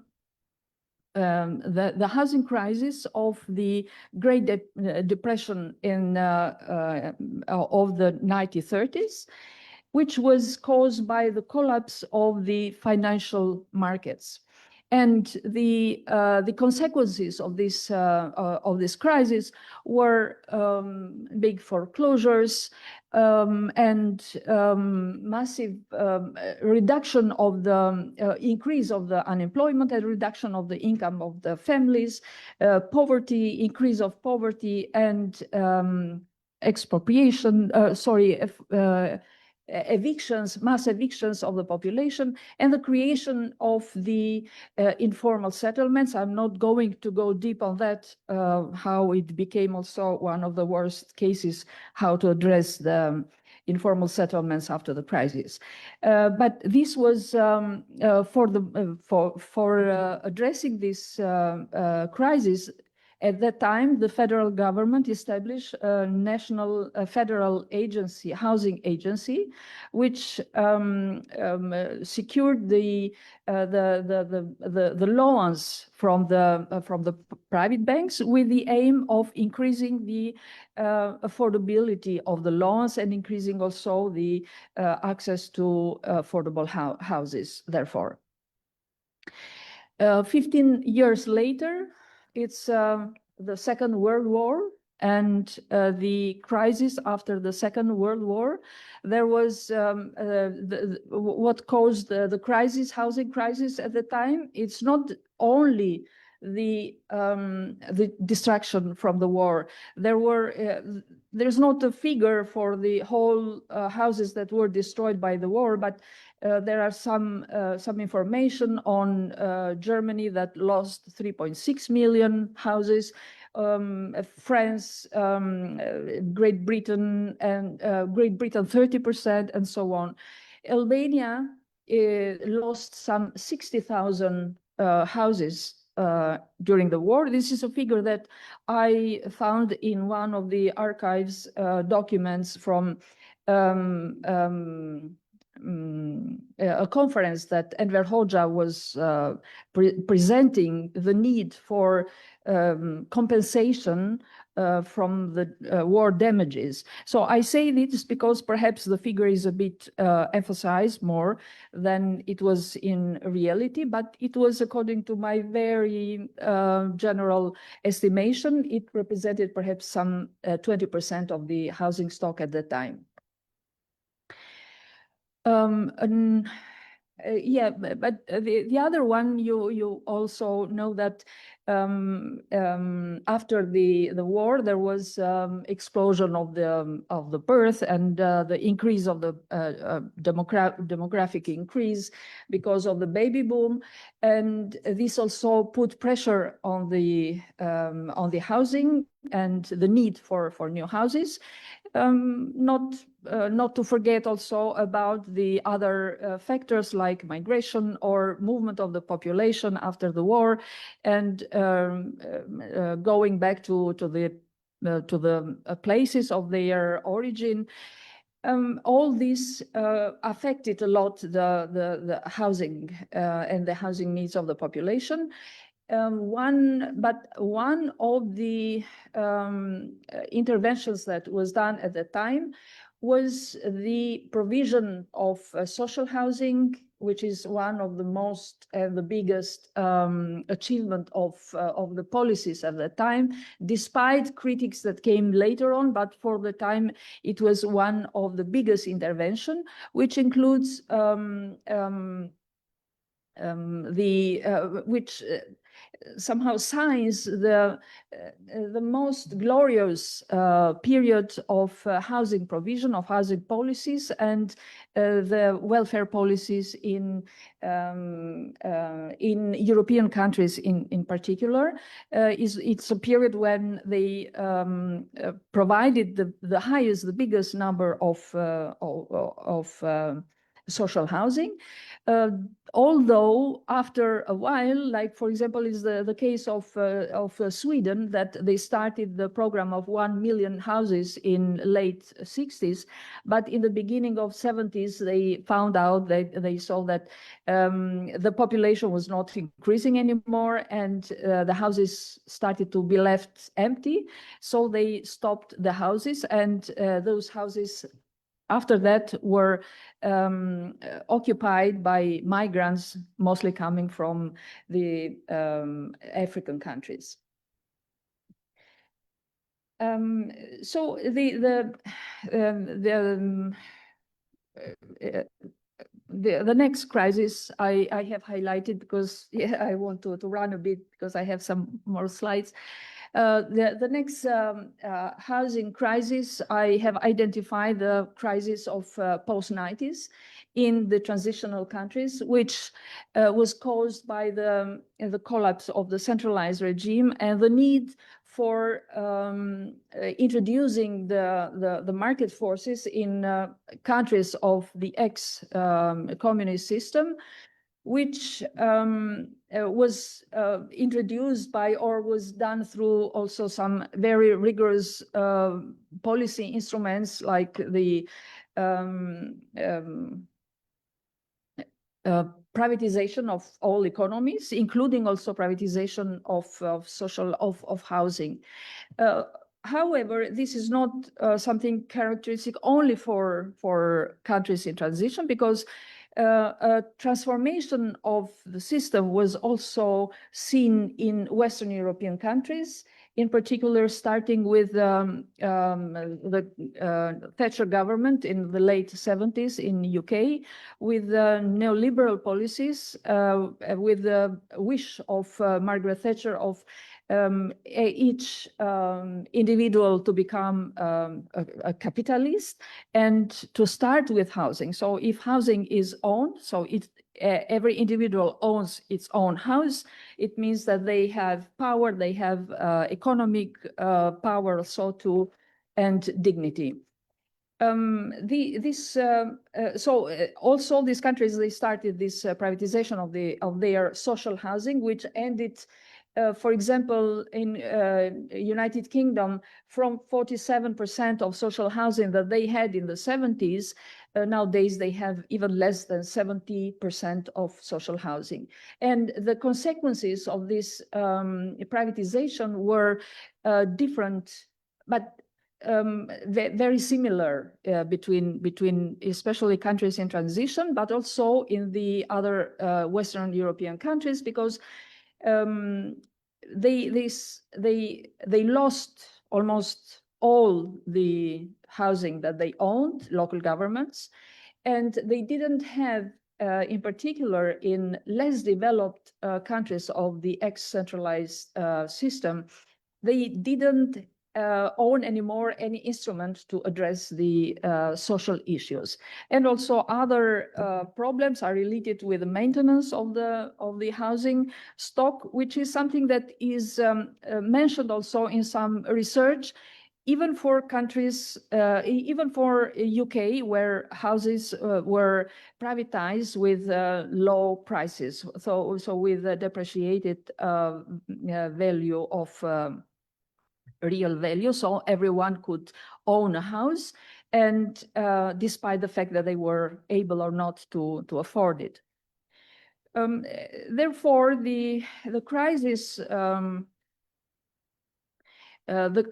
crisis up to the next crisis, it's the 2008 crisis, which everyone is remember very well, which was caused by the financialization of housing, meaning that housing was considered as an asset, and as a financial asset mostly now, but even in the 2008, it started with the Clinton administration that decided to relax the control on mortgages from the banks, so with the aim of making mortgages more affordable. But with the idea that the prices of the houses in the market will grow up, and this was real until 2006, 2007. While during this period, banks, they developed very sophisticated and complicated financial instruments based on the value of the hypothec, of the pledge of the house. So they were selling it, they were putting it in the market. But when the prices of the apartment in the market started to go down, then it caused a big collapse of the old financial crisis. And then it was transformed into financial crisis, economic crisis, and it went like a domino effect, also because of globalization, and which facilitated also the spread of the crisis. And we all have these images in our memory with evictions and people that couldn't pay anymore their mortgages, and also rents. Approach of the governments at the time was mostly focused on keeping banks safe and financial institutions safe, and less on a focus on saving families from evictions. Also, some measures were also taken in this regard. So up to now, we see that these four different stages of housing crisis, they have different reasons or causes that exploded the crisis, from collapse of financial markets, war, distraction from the war, and also speculation, transformation, transition. But at the end, all the consequences of the crisis fall under the population.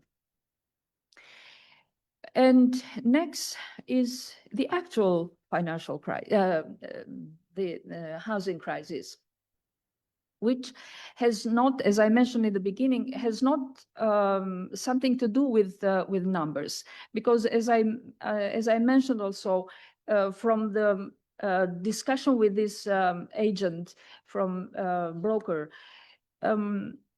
there is a lot of construction going on, but the crisis is not about the number of these buildings that are built. It's mostly focused on inadequate supply and not well distributed in the territory. And this is also related with the movement of the population, with migration. Some time ago, I was reading that in one Italian city or village, the houses were sold for $1. And this was done because there is no population anymore there, and they want to attract this population. But on the other side, we have these big cities where with fluxes of population is directed, and not only population, but also the fluxes of financing are focused, and prices have skyrocketed, and has skyrocketed at that stage, which has not any comparison with the income and with the income of the families. So the today housing crisis is more a structural crisis and not just numbers, and not related also with the crash of the financing. According to, sorry. Yeah, and these are also the consequences of the crisis and of today crisis. According to Leilani Farha, which was the commissioner of United Nations Economic Commissioner for the Right to Adequate Housing, housing is considered as a financial asset, so as a liquid asset. It's not anymore. It doesn't have anymore the characteristic of the basic needs of the population. So it is not addressed or considered anymore as a human need. And the capital found very easy to flow towards the housing market.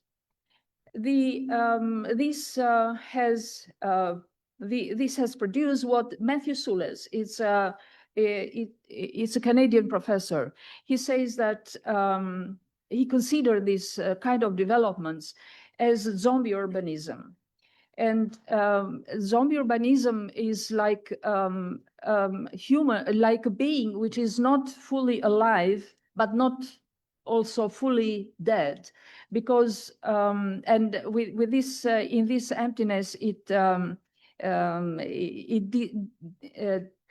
distracts the neighborhoods and the population, because these buildings that are built in the big cities, they serve mostly as investments and as securing the money for the investors, but also as a mechanism to clean and to money laundering.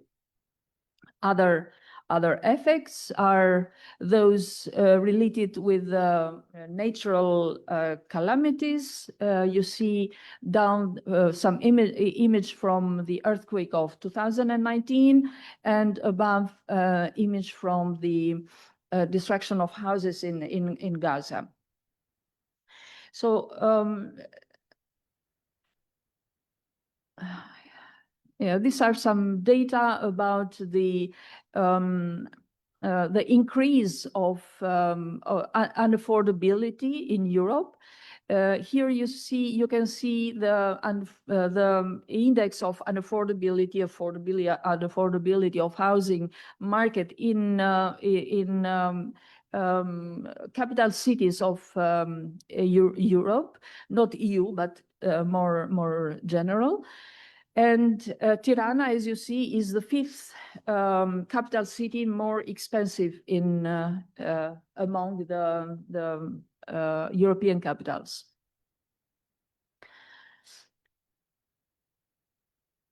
Now let's see Albanian in focus. I will not step in the not spend much time in the historic background, but because it's more or less what I mentioned about the situation after the during transitions, or which were the main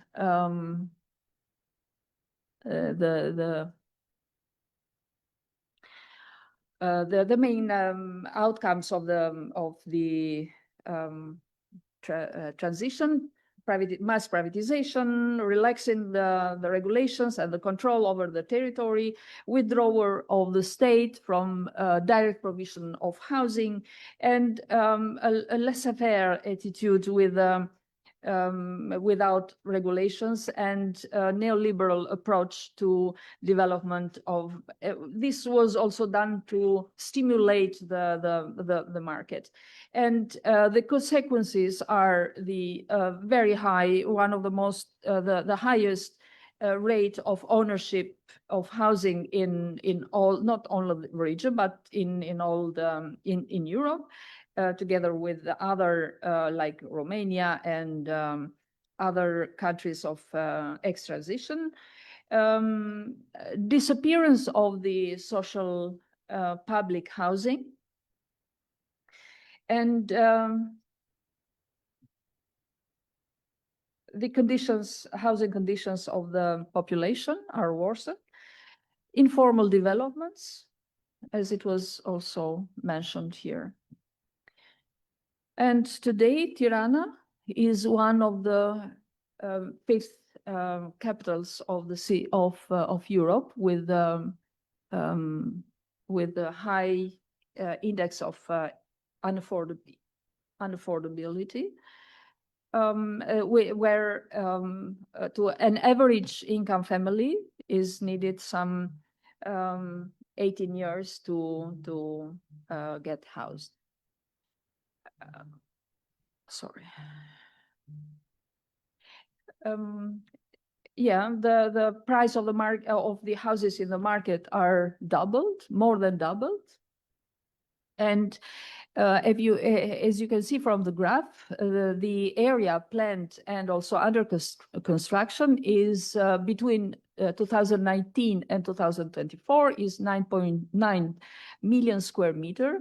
I refer to 2019 because this is the year where when the law on social houses of 2018 was enacted, and local governments has to provide social housing through an instrument which is called the contribution of the private sector for social housing.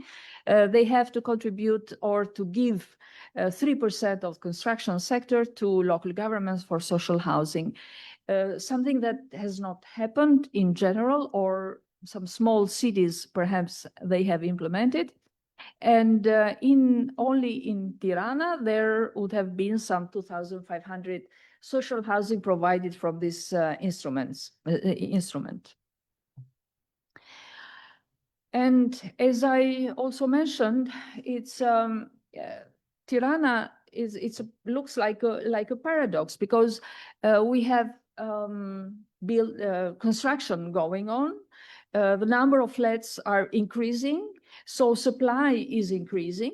And what I have read and what we are taught also from the economics, the increase of supply will bring the prices down, something that is not happening. So in the opposite, in contrary, the prices are going up every day, despite of the investments and the number of apartments that are being built. Why is this? Is this because of an increase of demand? So who is buying and who is representing? who is representing this demand? Are these people that need housing? They are mostly out of these developments. These are this is that demand that is coming either from foreigners or from those speculators, or from the unknown sources of financing, which are brought to Tirana to circulate and to clean their money. So what is built is not that much left for affordable housing. So this concept of affordable housing is not there yet from the market. And although there is also a question, is it a duty of the market providers to provide housing to comply with the need of population? This has been discussed long, and without the intervention of the government with different instruments, it is not possible for the market providers to provide houses for less for the less income earners. And this is the case to highlight the need for intervening with housing, with different policies. And here I have summarized the causes of today's housing crisis and its consequences. And if we see the consequences, we can use these consequences as at least in policy making. I have always relied on consequences of the problems to argument and to justify the need for government interventions so as to reduce or to eliminate the causes of the housing affordability crisis. And I have highlighted these two causes, which are foreign buyers and speculative investments and demand, because I think that it's, I will mention it a bit later on. In 2023, we have worked with United Nations Economic Commission for Europe to develop a study on the housing, urban planning, and land administration profile of Albania. This study analyzes the problems and the policies that are implemented, their impacts, and highlights also the recommendations how to address this. So there are a number of different recommendations. I want also to emphasize that this was the second one done. The first one was done in 2002. And at that time, we implemented a majority of the recommendation that was given by the study. For example, we undertook the reform of the housing policy, which was achieved with a new legislation. So between 2004 and 2009, new legislation on social housing and also housing maintenance, a very complex legal framework. I have no information what is happening now with this study, and I would feel very sorry if this is not used, because there are a lot of very important recommendations. Other recommendations are given from UN Habitat. But as I mentioned, I would like to emphasize these two causes of the housing crisis, at least in Tirana, but also in other cities of Albania, which are the foreign buyers and also the speculative investments. And this is also related with pronunciation of the Prime Minister in one of his international conferences, when he invited the foreign buyers to come to Albania to buy an apartment today, to sell it in few years, because they will gain a lot of profit from selling this, which is the essence of speculation. This is what is happening, in fact, and we don't want this to happen because this is what is fueling the housing market. And I have brought some examples from different countries, like the progressive taxation on the speculative gains, which, for example, Singapore has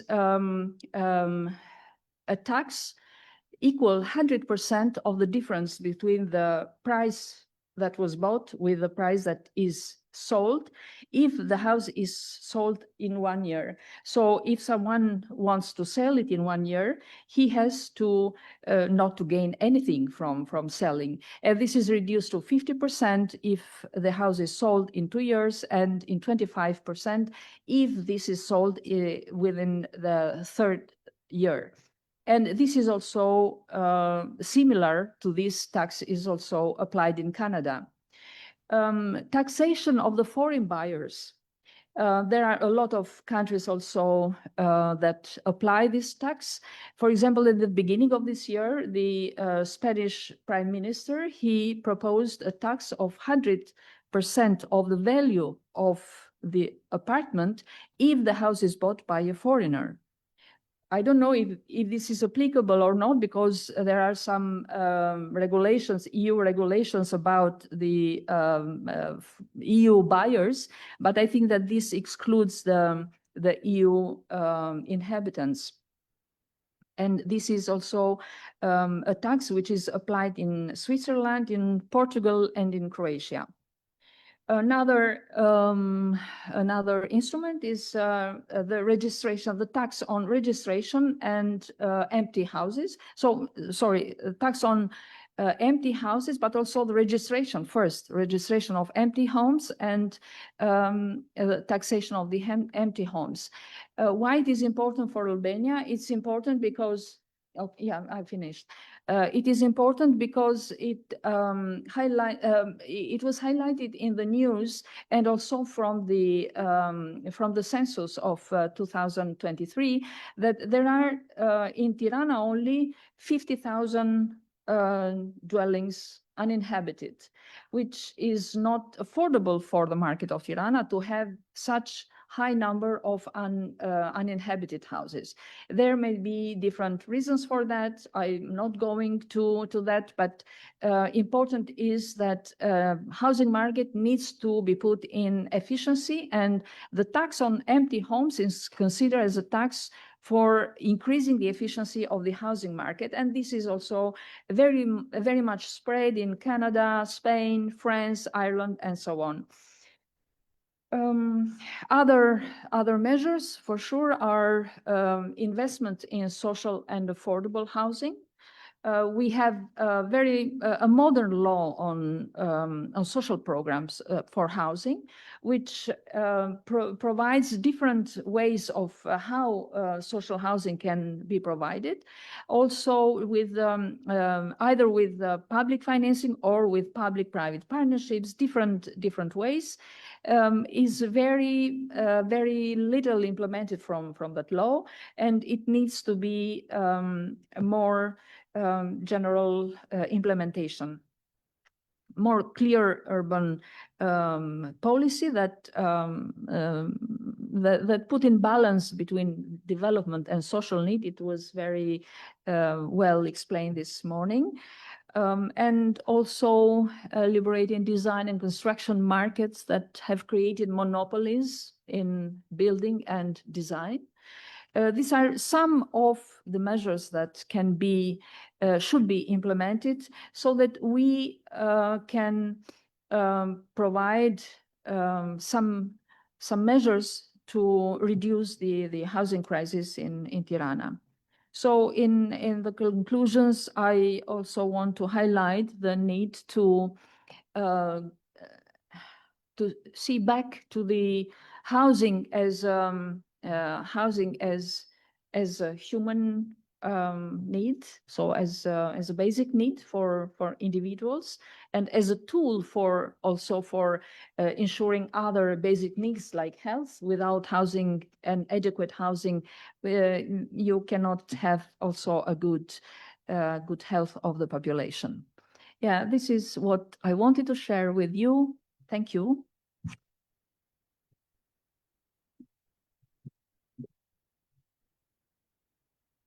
Thank you. Thank you very much, Doris. Okay, thank you all for your patience. It's been long sessions, but before we go to a break for lunch, we have some minutes scheduled for some questions and answers from the audience. So we navigated from international expertise towards academia research and local expertise. Artan, yes. I will bring you the microphone.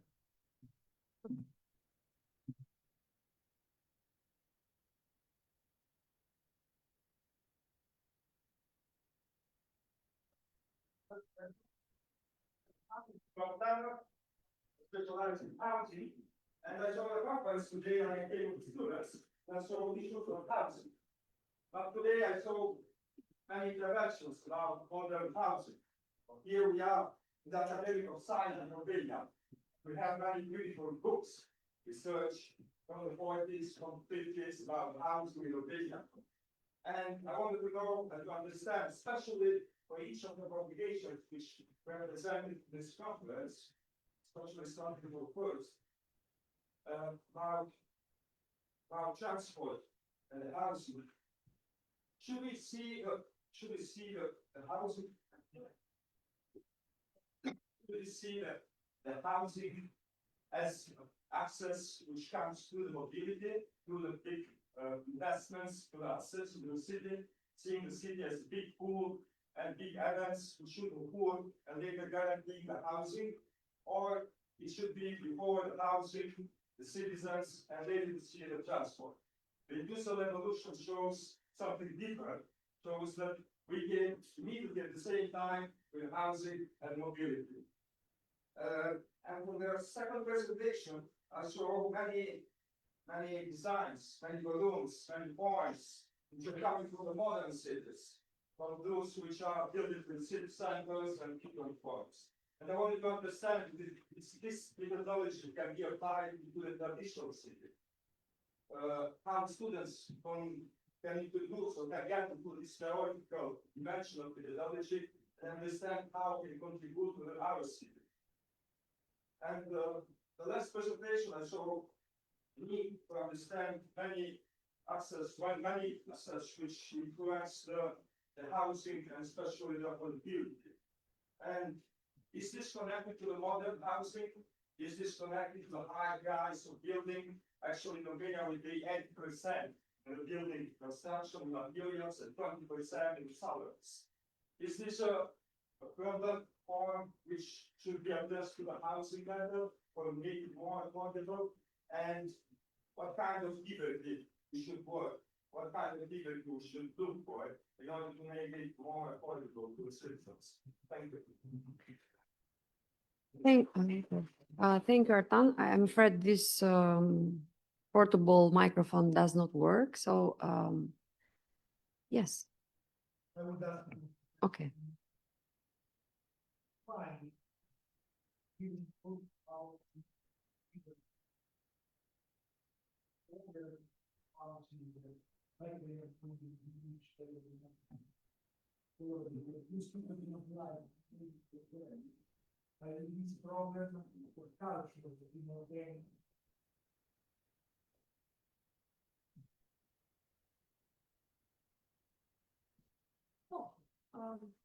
Po, mund të secili mund të përgjigje, vetëm nëse ju duhet mikrofoni, kam frikë se kemi vetëm këtë. Po, okay. Po, mund të flasim. Mund ta bëni vetë.